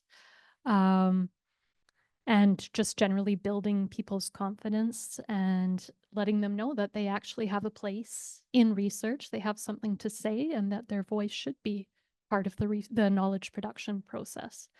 And just on that note, I want to say I personally feel we have a great environment at the CERC. The peer mentorship is amazing, so thank you to so many of you for that. And I'm also really grateful to have amazing female role models, such as Anna and Jussi. So thank you for all of your mentorship.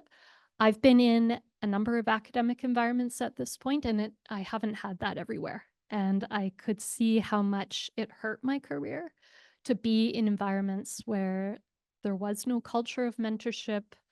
I don't want to get specific, but environments that are perhaps, very male dominated, and there's been very little reflection about that.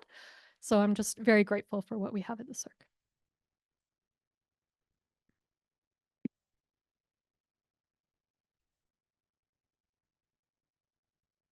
Just one quick point that I wanted to add when we're talking about leadership. I think we need to acknowledge that there are different types of leaderships.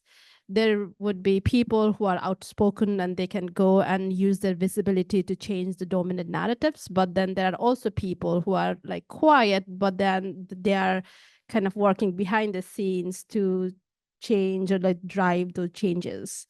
And there's something that we need, and both of those types of leaders are important and should be acknowledged.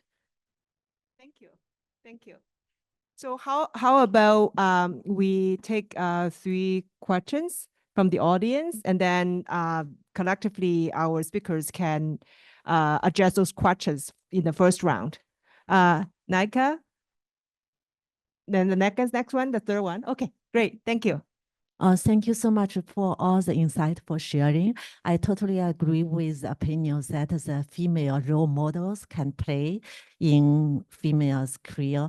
Just take myself, for example, when I was in industry, I was so lucky to meet many excellent female mentors. We can do business in our own way, not necessarily 100% to mimic what our male peers do. But all this can be achieved only if we have enough women powers in this industry or in this area. And then when I decided to do my PhD, I still remember that at that time, Anna was in the interview committee. I remember that during the interview, I was wondering that maybe I'm so old to do to begin a new career in academia, because at that time I was already in my 40s, mid-40s. But Anna gave me great encouragement, saying that there's lots of, the role models you can learn, you can study. And during my study, now currently I'm the PhD candidate at the TMU. I got, during the whole process, I got lots of encouragement, suggestions, and quite detailed instructions from my supervisors, the female mentors, and all my classmates. And so I really appreciate all the, the functions, the help that the female role models bring to me. So I think for the topic of the female, the leadership, it's not necessarily we must be the leaders of a department or an institutions.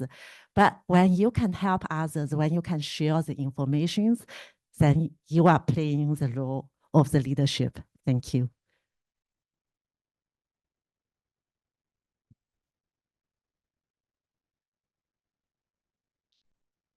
Thank you very much to all of you. This was really very inspiring, and I learned a lot. And I just wanted to, I just had some open questions in my mind.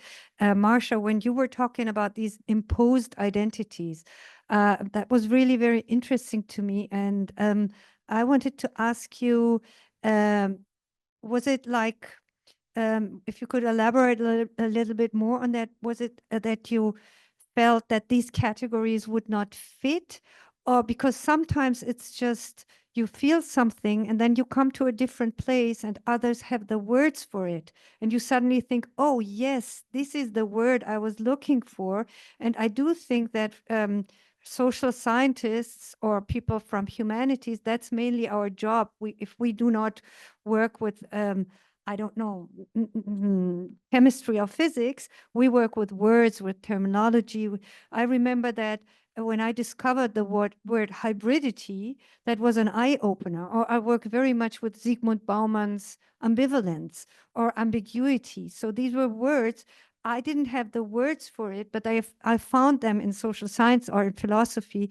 So I was wondering how you experienced that. I didn't grasp that well, if it was only imposing or finding and then correcting it.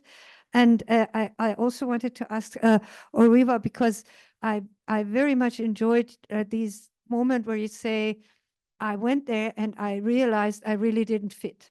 It's very interesting because as I said, I have 4 kids.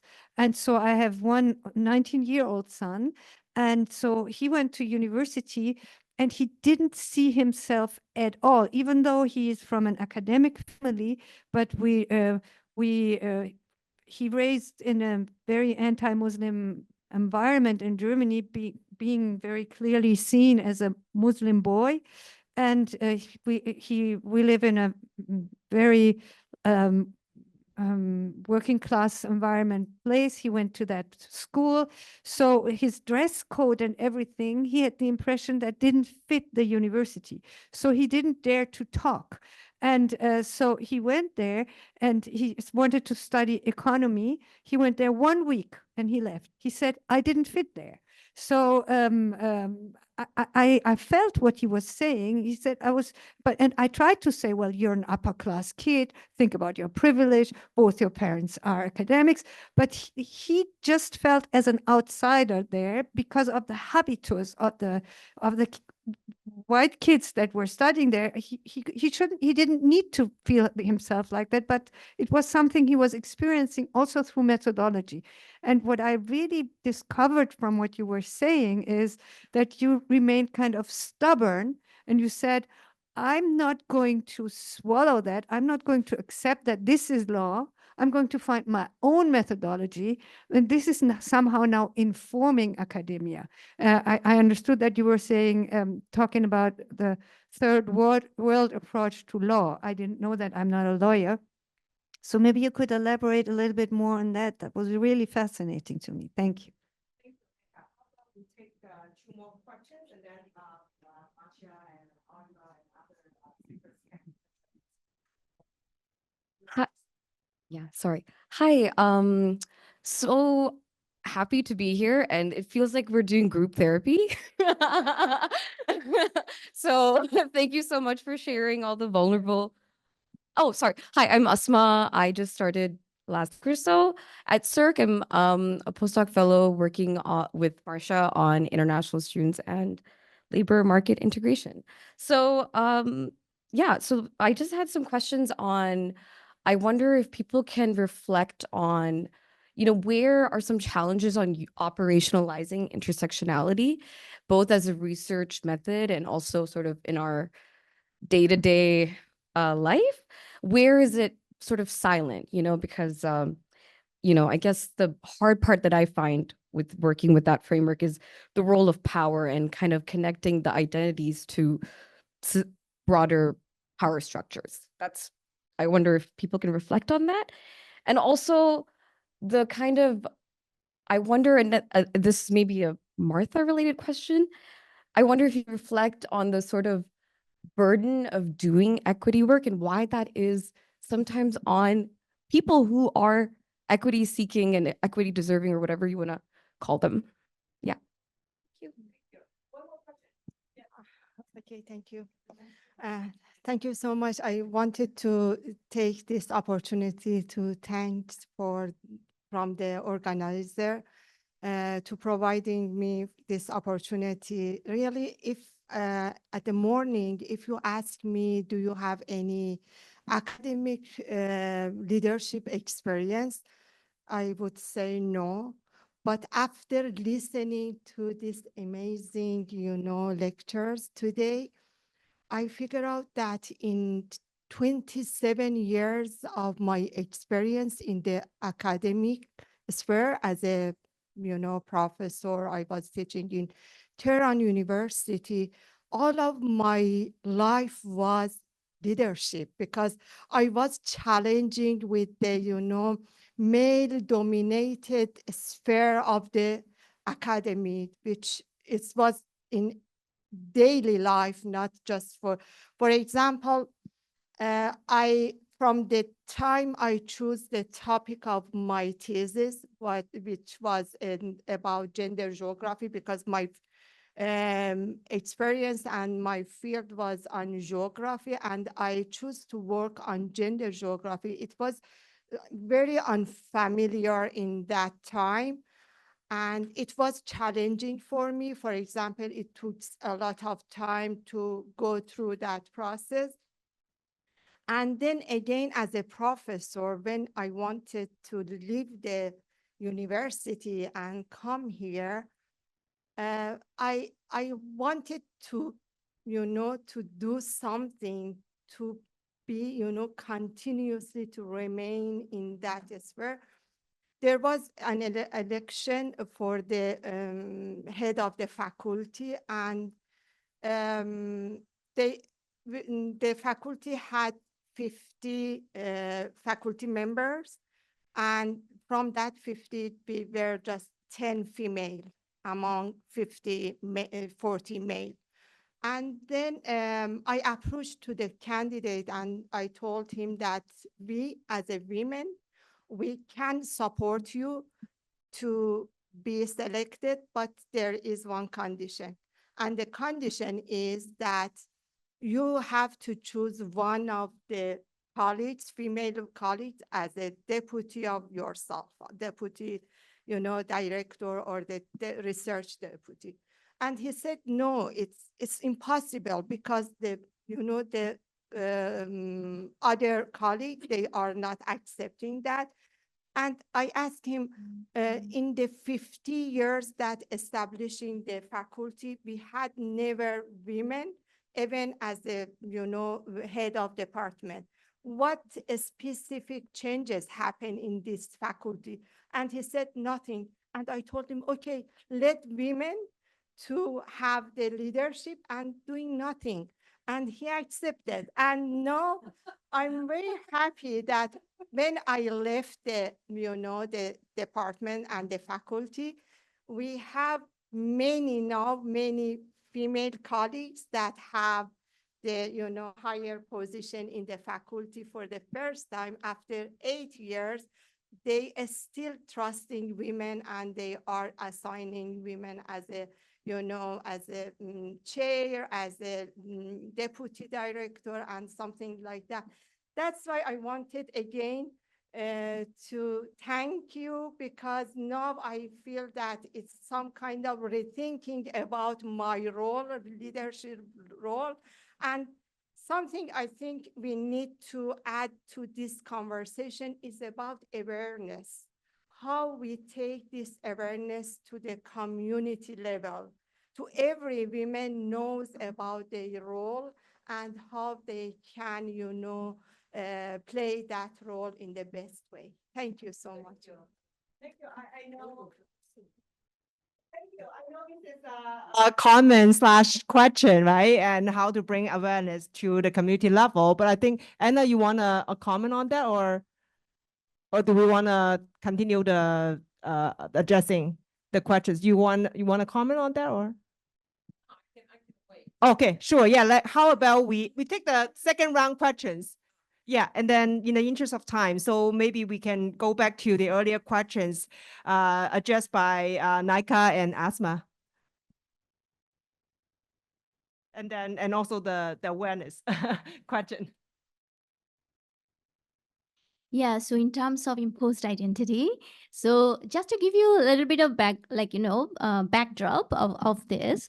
So when I came to Canada to pursue my graduate studies, I knew that I was from Bangladesh. I was born, I'm Bangladeshi, that's my nationality, and Bengali, that's my ethnicity, and I'm a woman.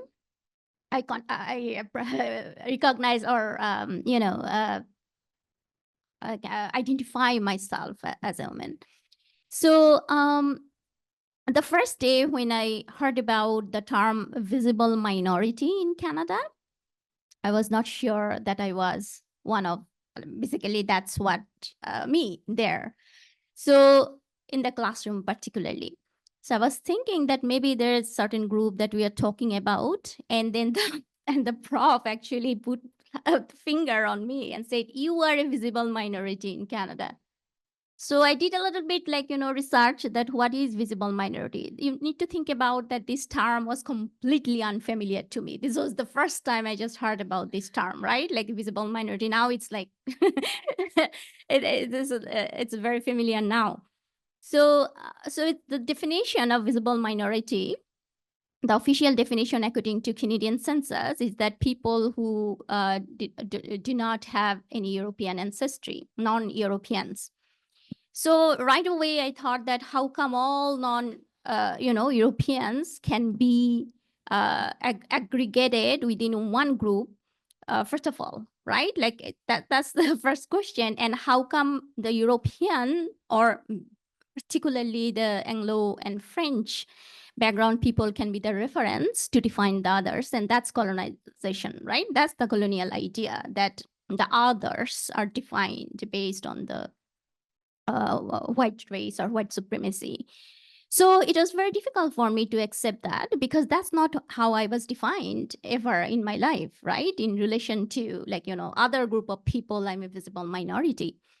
And then the question of South Asian, that was also the first time. Now, South Asian is also a very colonial term in terms of the British colony. They call the Indian subcontinent that was ruled by British colony, they called South Asia. We never called ourselves South Asians, neither in Indians or Pakistanis or Sri Lankans. We didn't know this term. So, so again, all South Asians means in Canada brown people. To be honest, that's the public understanding of South Asians, once colonized by British, the brown people. And again, these are the imposed identities for me, because I never knew about this term, neither I have ever thought myself as such. There's another example is Muslim. So again, people used to say, as a Muslim woman, what do you think? You are Muslim. Now, Muslim means different in Muslim majority countries and here. So in Bangladesh, there are different kinds of Muslims: cultural Muslims, non-religious Muslims, Sufi Muslims, atheist Muslims, and so on, agnostic Muslims, and so on.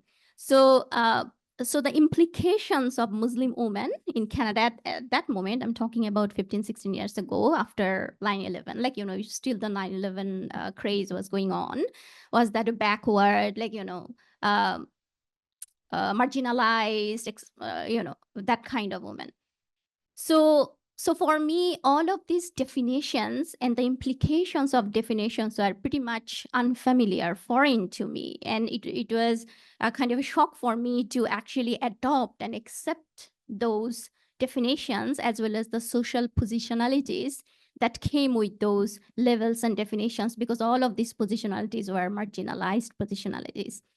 So that's why I mentioned during my explanation of how my work is shaped my experience, that I'm still going through these questions in my mind, right? Reconciling this identity. Should I reject those? Should I challenge those? Should I adopt those and have, like, change those?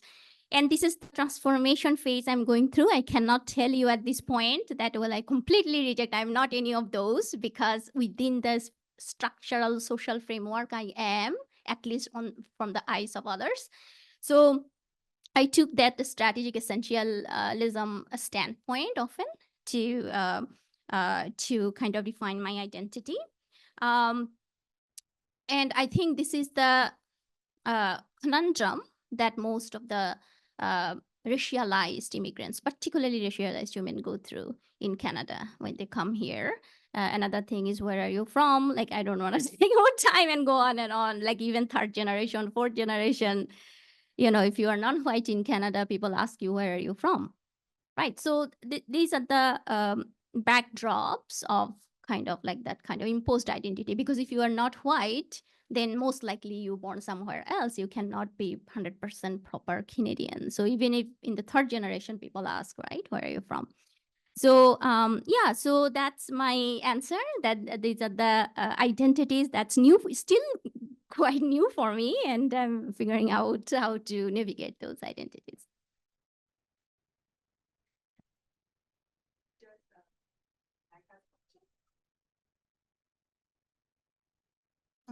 To answer the question about third world approaches to international law, or TWIL, it is a theoretical and methodological movement among international lawyers to write the global south into the study and the knowledge production of international law, because international law is something that at its core is very Eurocentric. The fathers of international law are all from certain parts of the world, like France and Germany, and even the norms, even down to things like international refugee law. What is a refugee? Who came up with all those concepts? It was shaped by these global north ideas and global north struggles. So scholars who focus on utilizing third world approaches take different steps to do that. For example, some of them focus on history and focus on what people in different parts of the world were doing about certain issues. For example, when displacement happened in parts of the world, what did people do? How did they approach those issues? That's their approach. And those approaches are very valid and should be included in our understanding of when we discuss displacement, local specificities. I can't pronounce that word. Specificities are very important to inform our knowledge. And my contribution to that is focusing on migrants and how migrants contribute to law, because it's always the opposite. We're always supposed to talk about how the law affects us, but how do we change law? How do we create law? Because migrant communities do that, particularly those that are living outside the protections of formal law. They have to create their own approach to things, and we can learn from them about how they solve the issues of exclusion that they face or the injustices they face by studying the legal structures that they build. Whether this approach is acceptable is debatable, because a lot of people feel that law is something that is about the rules, and if you don't talk about the rules, you're not talking about law. So it's a very interesting debate, but it's the only approach that allowed me to talk about my not only the case studies that I want to talk about, but to put myself into the work I was doing. That's why I identified with that, and I use it in my work a lot. Yeah. Maybe Martha, you can talk about the burden of doing active work.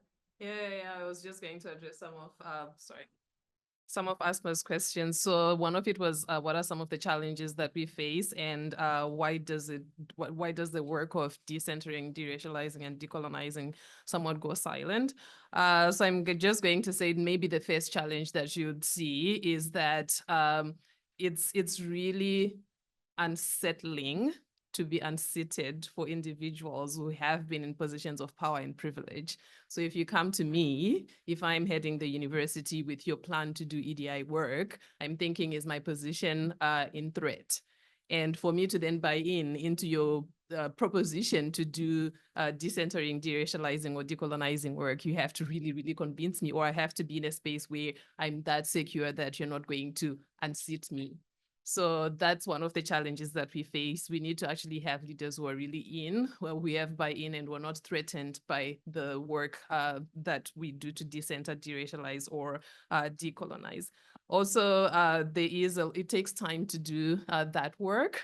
You need to be patient, like I said. So we need to invest in that time. For example, courting Indigenous communities. You're not just going to get into an Indigenous community and do a survey. You need to learn about their leaders, their culture, their songs, their traditions, oral tradition, and stuff like that. That's like 15 to 20 trips before you even start to get data out of these people. So are the funders thinking about that when they give us research money, or are they just giving us money to do research in the traditional way where you can do a survey, but when you go to an Indigenous community or a different community, you can't do research the same way that you traditionally used to? So we need to reinvestigate how we're giving funds for research that involves underrepresented groups, and how we give funds for research that involves the mainstream groups as well.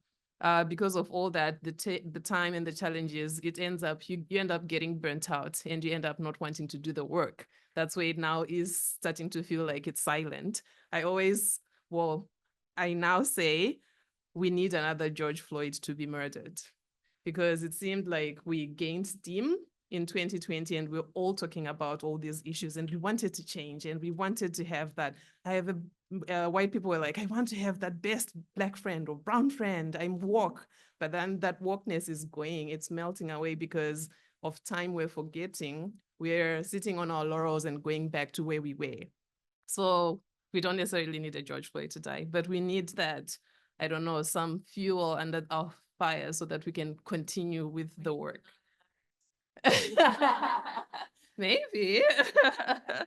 We do. And also you end up also getting silent because of this work, because if it gets you in a controversial position, when I started, I said, do you want to be right or do you want to pay rent? So if my opinion is going to make me not be able to pay rent down the road, I'm not going to be controversial. I'm going to go with the mainstream, and I'm going to go quiet. So the silence is not silence is complicity, but in some cases it's not complicity, because you're weighing what do I want for myself that will make my career and my life easier? Or do I want the fight? What will the fight give me personally? Is it going to advance my career or not?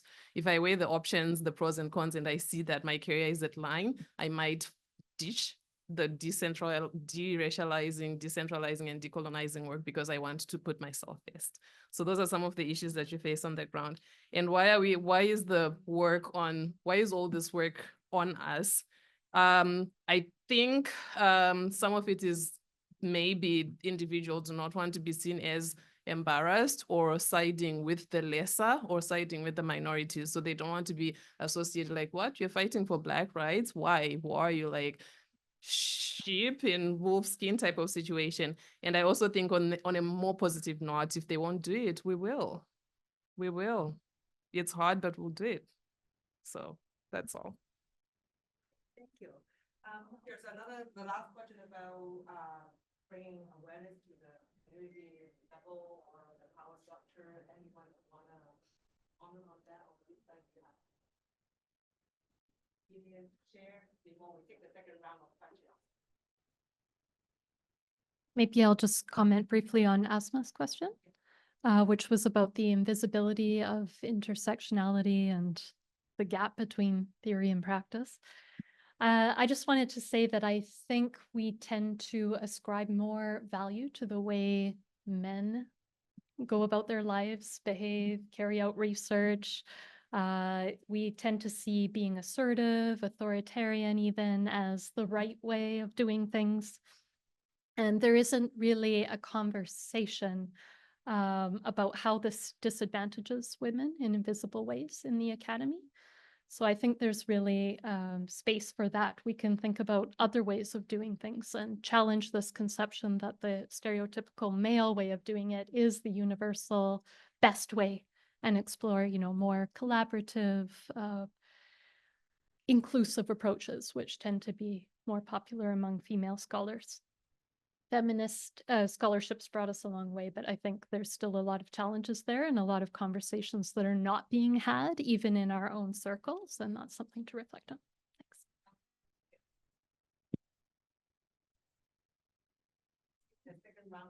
Questions. I know Nasra, Mala, and then Alka, and there's another. Oh wow. 6 questions right away. So how about we take turns and then collect the questions first, and then the panelists can address those questions. Thank you. Right. So I'm having a bit of a difficulty when I think of taking some of these ideas that we've discussed this afternoon, and in the setting that I am in now, how would I translate some of this if I wanted to have a discussion and a debate like this? How would I translate that into the academic thinking? First of all, there isn't enough. I don't know whether there would be even interest, okay, in decolonizing and decentering. And first of all, the ideas would not be very well known. And the second is that they might, who would be interested in actually agonizing over this and philosophizing about this and thinking about it? And would this be an important question? Would these, because in a place like Canada, these are very relevant questions, very relevant to your everyday lives. Now, in a country where the issues are poverty, hunger, disease, then I'm having a hard time translating this into what kind of discussions and with who, right? Okay. Second point that I want to make is, and I'm wondering whether it would be, whether we should, this is, most of the people around the room, except one Canadian, right? So should there be more Canadians involved in this conversation, because eventually in the parliament, in the policy making, in that inclusion of the I don't know how to put that, because I mean all of your citizens. So it's not that I can't use the term national, non-national, right? So maybe it needs more inclusion of the white people. Okay. Okay, and I had the third point. What was my third point? Martha, you had at one point, you said everyone should have the right to move. They should be. Okay, with due apologies, I think that's very idealistic. Okay, and maybe ideas are good, but they're not realistic, because I do not see that anywhere in the world. And with Europe, what fortress Europe kind of ideas. So then I think to some degree, fine, we can dream, but still remain, recognize these are the realities of our life. Thank you. Some people, it's true. They have the freedom to mobility to move everywhere. So I understood that. For some, there is no barrier of movement. People really literally everywhere. Others can't. So when I used to have a Zimbabwean passport, I'll travel to countries, and each time I would literally be grilled. Like they would ask me all these questions. Where are you going? How long are you staying? At some point, I had my afro hair out. I was wearing Thai fisherman pants, and I was going to a conference at Harvard, actually, and I was coming from Kingston.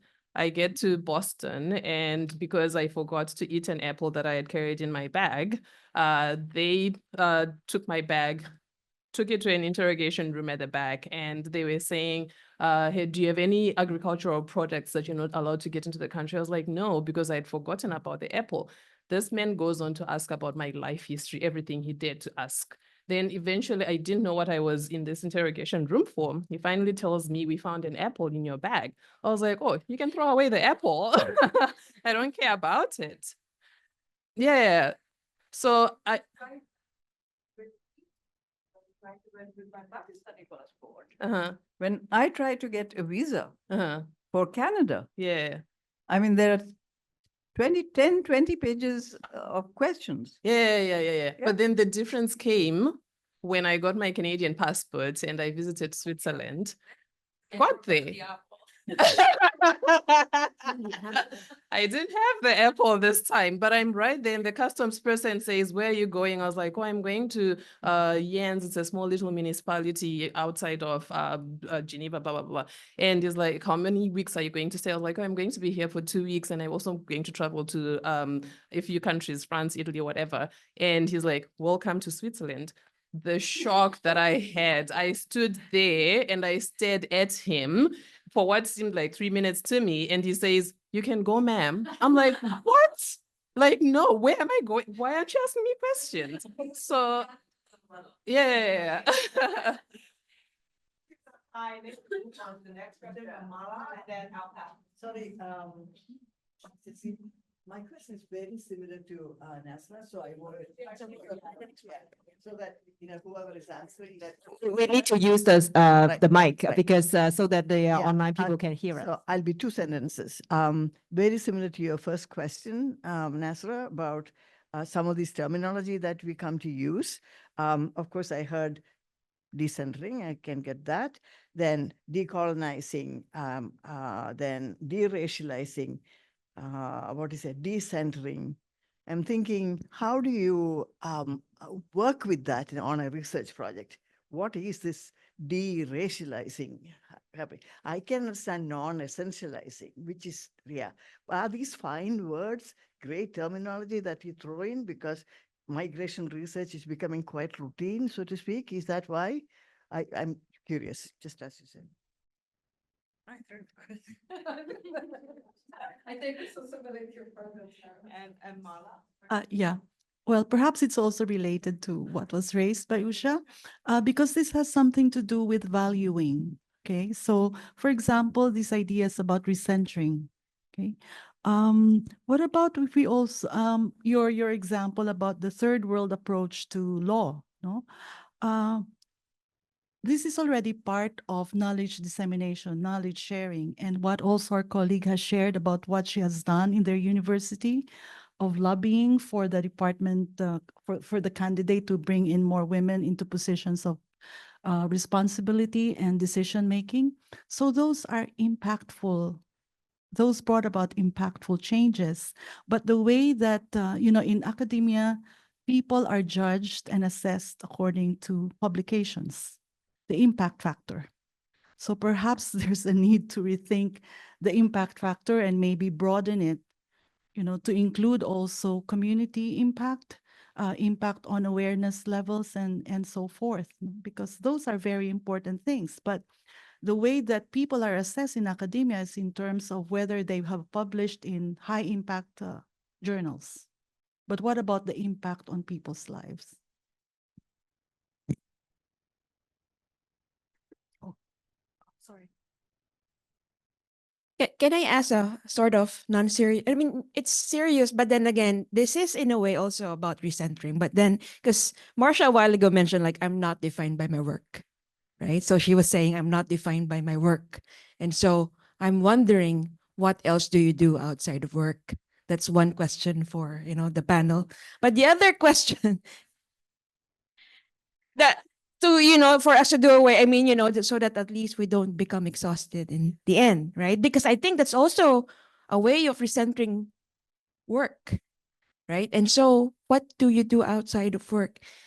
And and another thing, I'm asking this because I have a research interest in this and like looking at how, relaxation is a way for us to go against the idea of, work as the most valuable thing. But anyway, so that's one. My other question is there another, if there would be, and because on behalf of like, younger researchers like me, but then what if there would be another research that you would want to do that's not really, entirely tied to what you are doing right now? What would that research be? Can I ask a third one? No. I mean, they're kind of easy to answer though. So, I mean, not really easy, but then again, maybe, you'd answer on top of your, and then my third one is a provocation. I'm just asking, when we do recentering, aren't we creating new centers? Right? So, just that.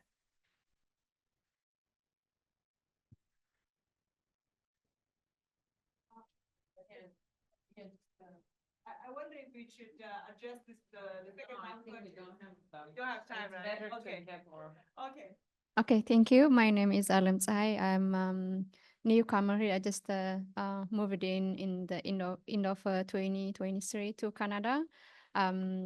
Yeah, back home in Ethiopia, I have been moving around for the past 15 years to pursue my career, and I studied my PhD in Bern University, Switzerland.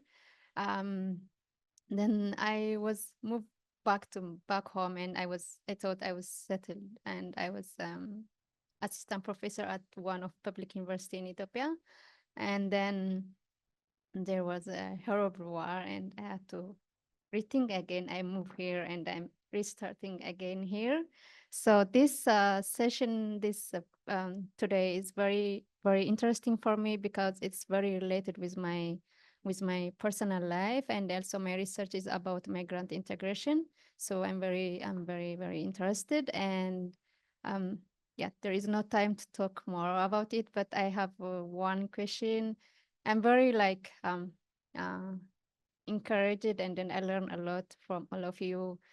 I can see there is a lot of many role model for me as a migrant, and also mother of small children and so on. So what I want to ask is like, can we have a kind of mentorship program for newcomers, especially for like for women's in academics or in any like professional women's, because you know how it feels when you are a newcomer and you have small children. It's still, yeah, you want to pursue your career, and there is no one around who can help you, like especially from the social part. This is my question. I hope I will have some answer. Thank you. Yeah. Yeah, you're like, okay, Yeah. then I go. Yeah. Yeah. I first of all appreciate your question very much because it's an action question. We talk a lot when we talk inside the academic space about how we want things to be, how theoretically they could be and should be. But one of the really important pieces is what you are saying here. And like what you shared, your experience of the how you did it. And I have so many questions, but I will keep it really short. I know we are short of time. Nasra, I think what you said was really, really important. And I know that many of these terms may be new, but I still feel that some of the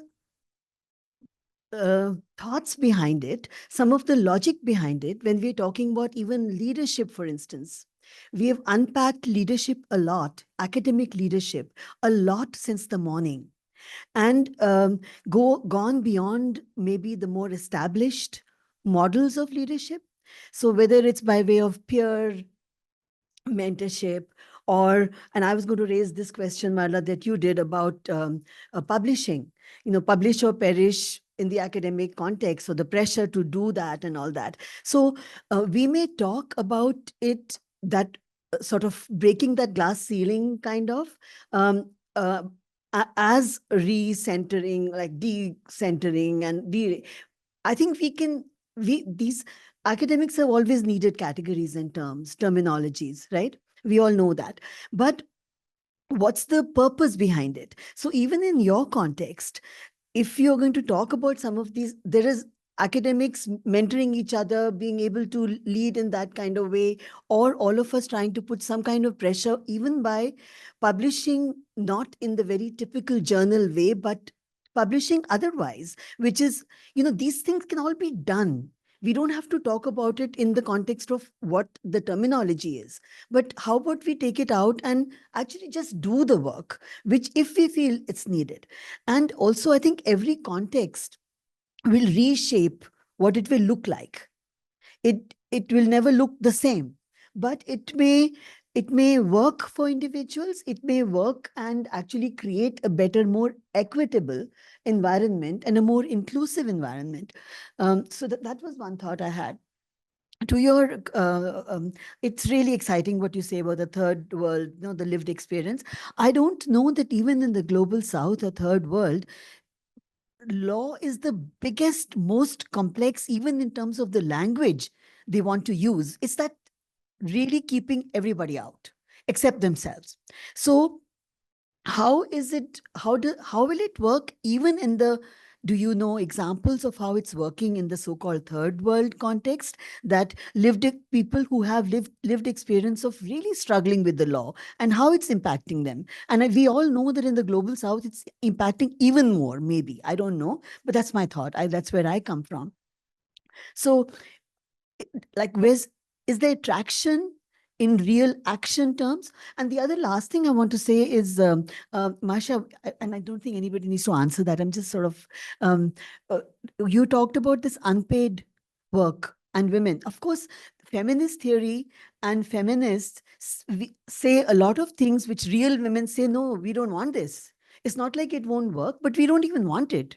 Why are you telling us that we need to be paid for labor that we spend at home? But I think even if we ask questions like that, it's a teachable moment. It's a moment where people may not agree, but when they don't agree, you as the researcher have the place. We're creating a space for even the participant to think in a little bit of a different, maybe expand their way of thinking. Just a thought.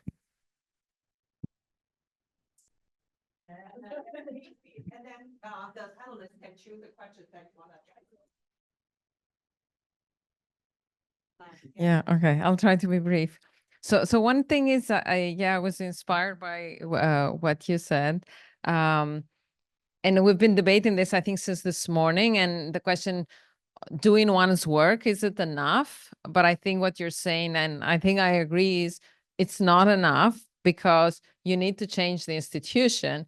Even if you change it almost like for the wrong reasons, if I understand it correctly, the dean said, okay, we can have a vice dean who is a woman because in any case, we're not changing anything.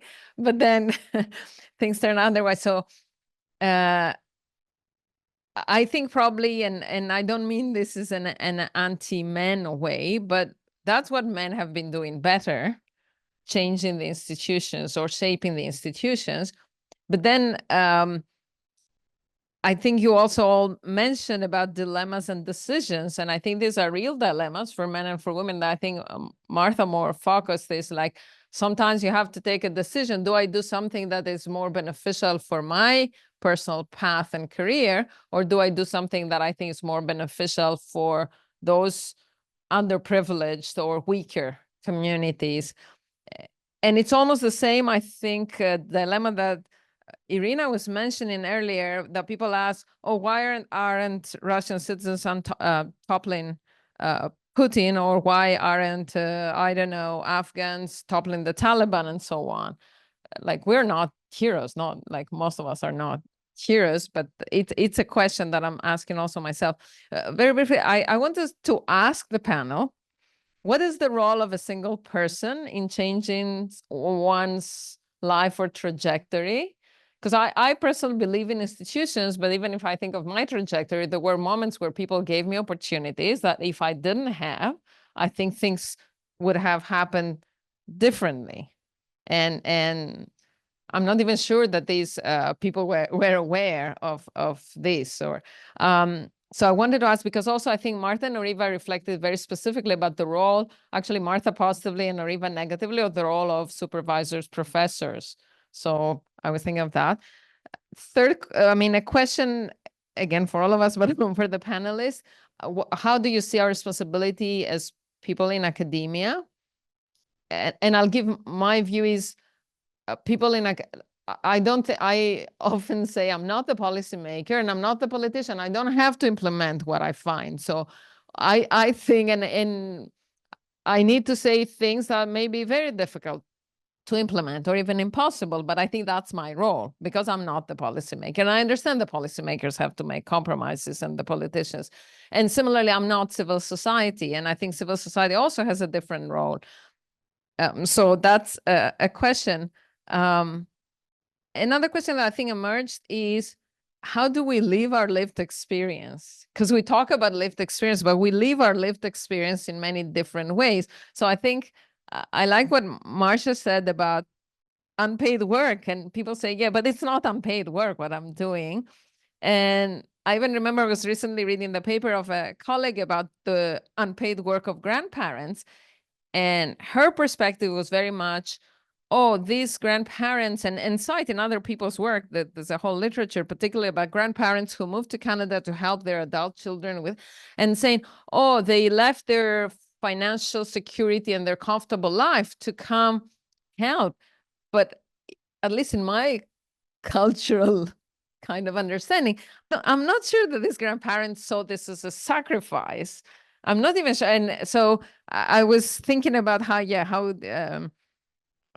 that we need to question how we, like, what does the lived experience of people even mean? Because it's not about what we do, but how we give meaning to what we do. And the final thing, and this is if you give me one more minute, what does intersectionality mean for me? I mean, I think I've changed how I see intersectionality since I came to Canada. Like, it's been, and it's still changing. In my own experience, as someone who was born and raised in Greece as a Greek citizen, and during my what was it, teen years, Greece became a member of the European Union, and then we had the European Union citizenship. So I kind of had, you know, childhood and teenage years, how can I say, indirect experiences of visas and restrictions, etc. But by the time I was able to go anywhere as a young adult, that was done deal. But I think I had this, and I mean, I even worried when we lived in Italy.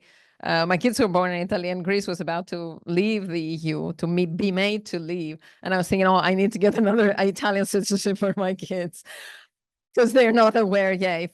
But I think also for me, class is very important, even more than gender, because it really it makes a hell of a difference.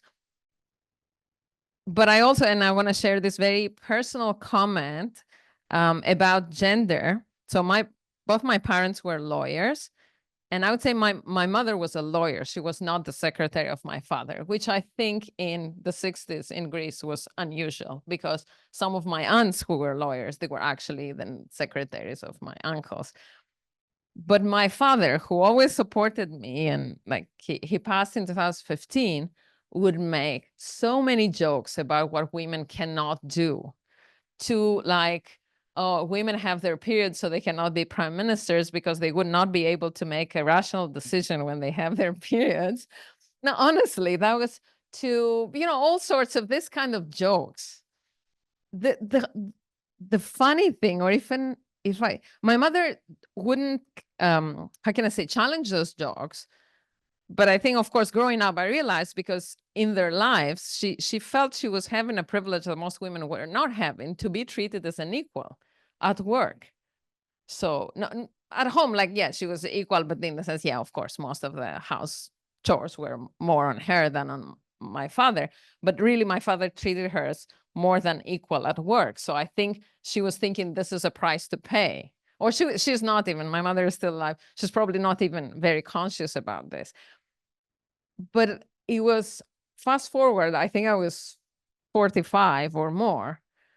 And I was speaking to my aunt, who is my mother's sister, and we're very close. And she said, do you realize that cracking those jokes is not normal?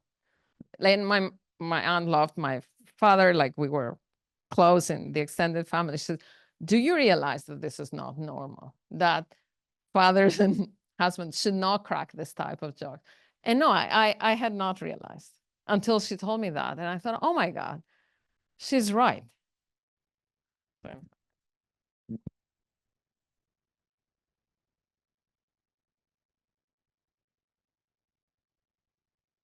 And since we have already had a lot, then why don't we just add one more question from the online audience, so that we give we throw all the questions back to our panelists. First of all, thank you everyone, the online audience, for staying with us until now, and for all the really great discussion and questions. I'll only pick one due to the lack of time, but we will pass on other questions to the panelists later on. So we have one question for you, Martha. And you talked about the challenges of doing equity work in institutional environment or doing participatory research. And you also talked about we need to feel under the fire. So this question is about the issue of retaining Black faculty members at many Canadian universities. So a big one. What potential solution would you recommend to address this challenge? The floor is yours. Our esteemed panelist.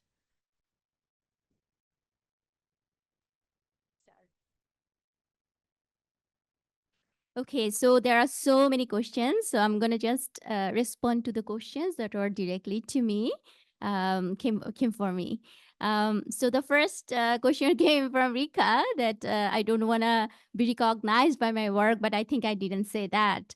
I didn't say that I don't want to be recognized by my work. Actually, I want to be recognized by my work because I think that I am doing cool work. What I said that I say that I am just not a researcher. I'm more than that. And I do have other aspects of my personalities, other aspects of my lives and hobbies and so on. So that's why I just don't want to be boxed myself as a researcher, and that's my intersectional identity. And those identities actually even inform me to how to treat my look at my research participants to understand that it's beyond educational level, skill, class, and so on, like the fluidity of experiences and identities of belonging here, there, everywhere. So you asked me what I do in my other than work. So I do painting that I showed a few.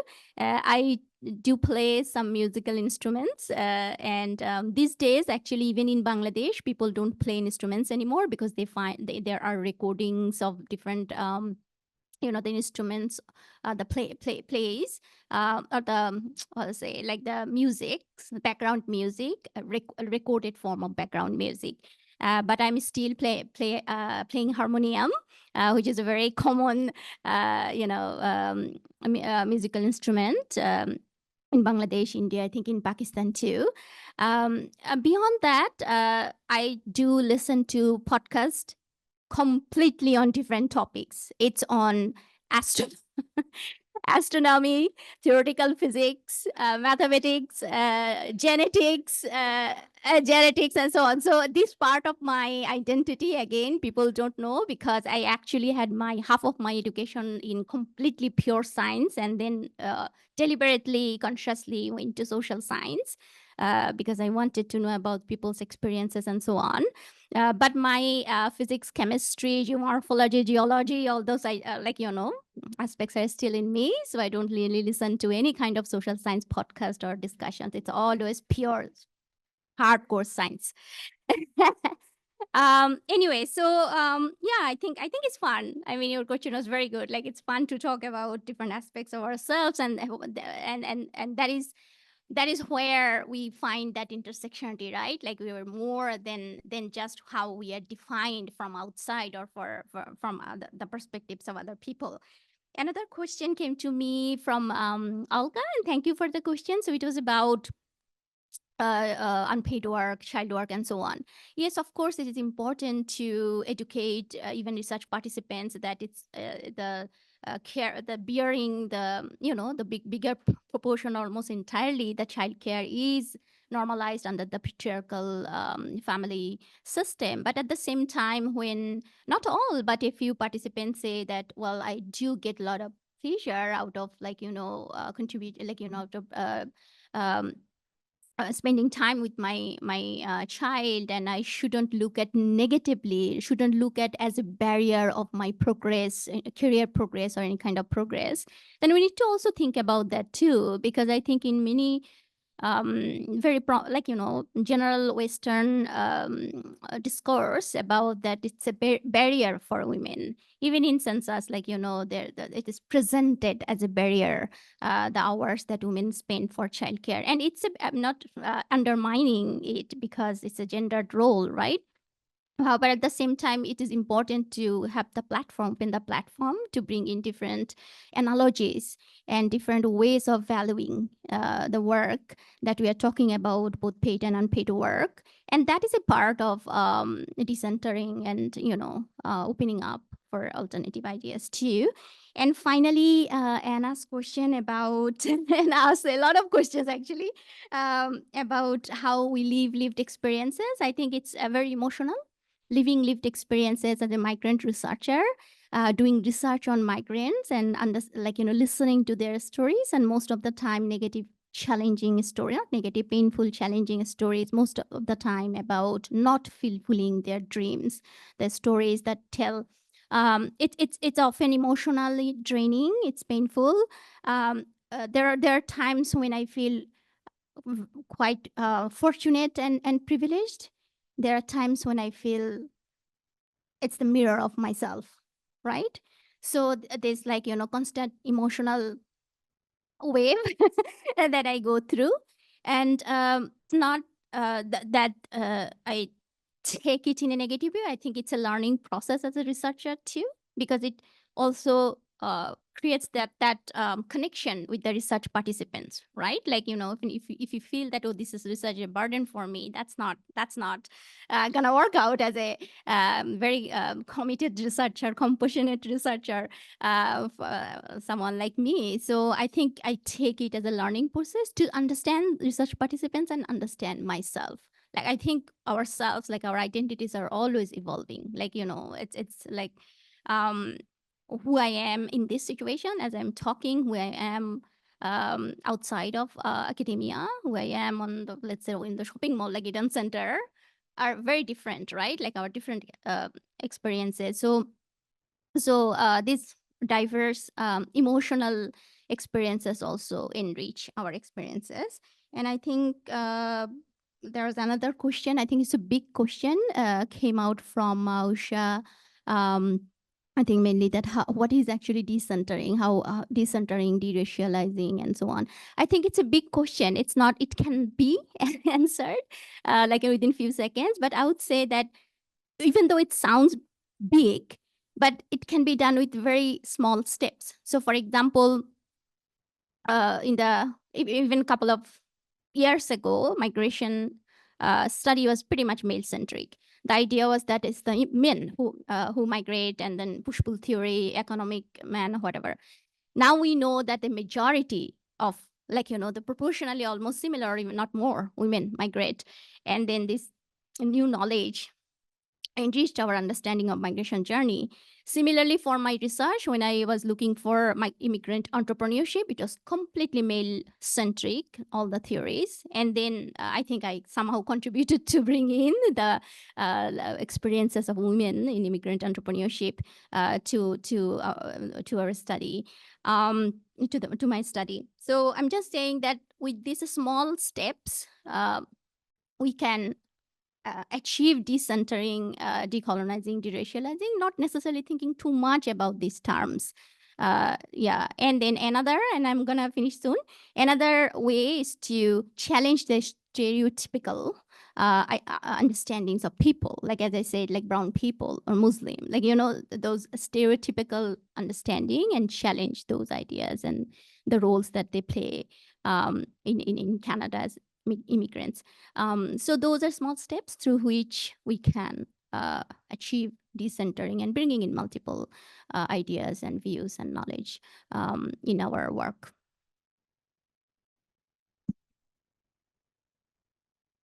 Thank you for all the questions. Thank you, Anna. I'll focus on a couple of yours.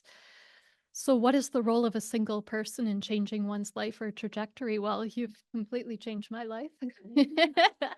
Before I started at the CERC, I was a public servant for 3 years working in the government. I thought that might be my career trajectory, but luckily the CERC opened and I was able to come back into academia where I really feel like I'm thriving. So of course, this has a lot to do with Anna as an individual, because I think you're a person who's amazing at mentoring people. You see no barriers to your success or to our success, it seems. So you're so encouraging, and that's been life-changing. You know, I've been so thrilled that I could actually apply for grants, network, do all these things that wouldn't have been possible if you weren't who you are. But also you're connected to the institution, which of course has also made a big difference, having all the resources here at the CERC and bridging divides and everything. That's been amazing. So the two kind of go together, I think. In terms of our responsibility as researchers, I don't think we should necessarily be the ones deciding how to implement policy. I've been on the inside of government. Believe me, we have no idea how to do that as researchers. So I agree, it's not our job. But I do think we have a responsibility to reflect on the knowledge that we're producing, consider, you know, what's being produced, what isn't being produced, how that might be used, which of course has been a major topic today. So I don't need to go into more detail about that, I think. Enrica, thanks for the question about what we do outside of work, because for years, people have been telling me I need to get a hobby. I should get a life beyond my work, because most of my time is taken up by either work or travel. So I decided to try it out just 2 weeks ago. So now I'm making bracelets. And I can say it's very relaxing. Yes. So now when I'm feeling stressed, I just go string some beads on a bracelet, and I've become quite knowledgeable on all the different gemstones. So if you want to chat gemstones, yeah. Okay. So I do recommend getting a hobby outside of work. Thank you. I'm just going to do something different, rapid fire answers. I usually see rapid fire questions, so I'm going to do the opposite. So Alem, she has left. She was talking about mentorship for women in academia, a great idea. I think we should look into that at Bridging Divides and maybe implement something. Rika, what do I do outside of work? I do a whole lot. I like to be active. I cycle, I stand up, pedal, I hike, I bike, I backpack, a lot of stuff. So I would like to have some balance if I do have the free time, which sometimes is not there at all. Nasra asked about this does not relate to the region where you're coming from, perhaps. I wanted to respond to that by saying, even though it seems like we're talking about decolonization as the dichotomy between looking at white versus black, perhaps the region where you're coming from, it could be a caste conversation or a religion conversation or a conversation about gender or different tribes, for example, because there are differences. As long as there's something that defines us and puts us into groups, these whole big terms apply, maybe not in the same definitions that we're using here, but they do apply in terms of dismantling the differences that get us into those groups. So there is a certain applicability that might not seem apparent right now because we're talking white versus brown or black in a Western situation, but we could explore caste, religion, gender, tribes, and other stuff. Anna said, what is the role of one person in changing a person's trajectory? I think it's a whole lot. There have been several one persons in my life that have definitely defined or changed the course of my life. Anna herself is one. And I also tap into Sheryl Sandberg, who talked about leaning in, and I strongly lean in. I always have a mentor who's a woman who has achieved a whole lot, whom I aspire to be, to influence how I'm thinking and my work. And also, I just want to be aspiring to that. So one person can change a lot for sure. So mentorship is important. What is the responsibility for researchers in all of this? We can shape who our participants in the research are. We can also shape whom we work with in our research are in terms of structuring the research design and the research practice. So we can definitely include underrepresented groups in both the people who work for us to help the research and also in the people whom we interview as our research participants and the individuals whom we share our knowledge with. Lastly, the question from Zoom, how do we retain Black faculty? I think it's a question of mentorship and having more Black people within the faculties. So you're not trying to just keep one Black person, have 5 Black people so that it's not the one that you're trying so hard to integrate. If there are 5, they're forming a little, I don't know, I feel like I have a better word on that word. What is it called? Enclave. Yeah. They form a little that, and they have a community, and they can rely on each other, ask, share ideas. We talked in this room about how we're feeling like it's a safe space today, and how it feels like therapy, as Asma was saying, because we're talking about things that are common to all of us, and we can relate, and we feel like we can express how we exactly feel. That's how you retain Black people. If this was a room full of Black people, I would have been free to talk about, I would have called her nigger, and she would have been like, oh, okay, it's relatable to have people of your own, basically. So don't try to retain one Black person, retain 20 Black people. So do more, basically. Thank you. It's decolonizing is something that decolonization of knowledge is not only relevant in the Western institutions, but also for example, in Nigeria, a lot of what we do is British. Our legal system is British, but we had legal approaches ourselves, but we had to drop those approaches and build a British legal structure. So decolonizing would mean going back to the drawing board and saying, how did we address these legal challenges in our way, and trying to incorporate that in the existing structures. And also, this idea of decentering applies as well, because in every country and in every region, there are asymmetries of power among people that are like us, right? You have people that are very wealthy, they've been wealthy for hundreds of years. You have people that have been excluded because they've been poor for hundreds of years.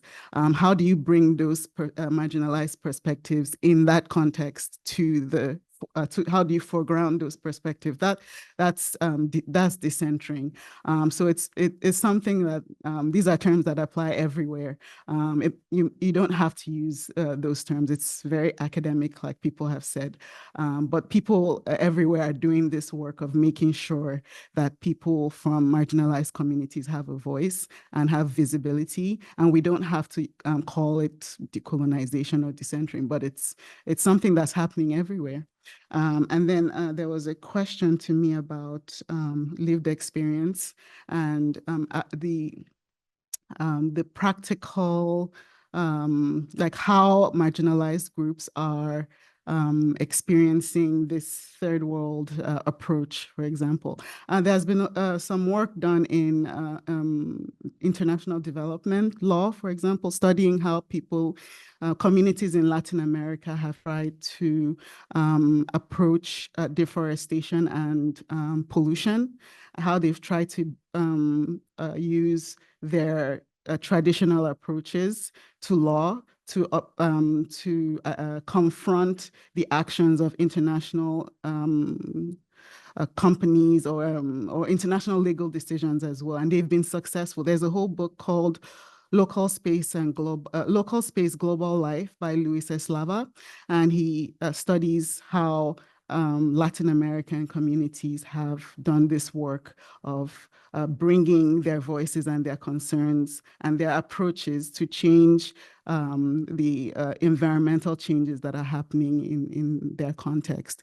And then in the case of something more related to migration, you have communities in refugee camps. For example, someone has written about studying the refugee camp called Buduburam in Ghana, and the legal structures that refugees had to create there because when they got there from different parts of the continent, they realized that the laws in the country did not apply to them. So for example, if a refugee was raped, the police would not do anything about it because they felt, you're not a citizen, you're not here permanently, it's not our business. So the people in the camp had to come up with their own structures. So when someone commits that kind of crime in the camp, they have ways of addressing that. So it's all over the world, there are groups, there are communities doing this work. And our job as researchers is to find this information and bring it out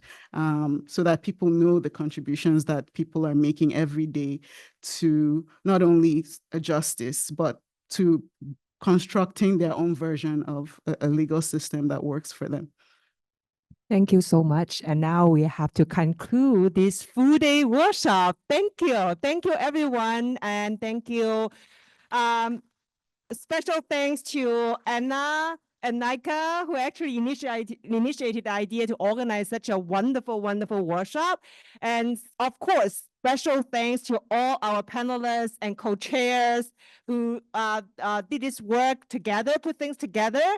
And thanks, also special thanks to Jessica, who has spent the whole day helping us to providing us with the technical support and also helping us to set things up and providing all the logistic support. And we can't have a successful event like this without everyone's support to each other. And now I feel like really this is a safe space. We build partnership, friendship, and develop this kind of like sense of community together. Thank you. And look forward to the next section, next workshop. Thank you.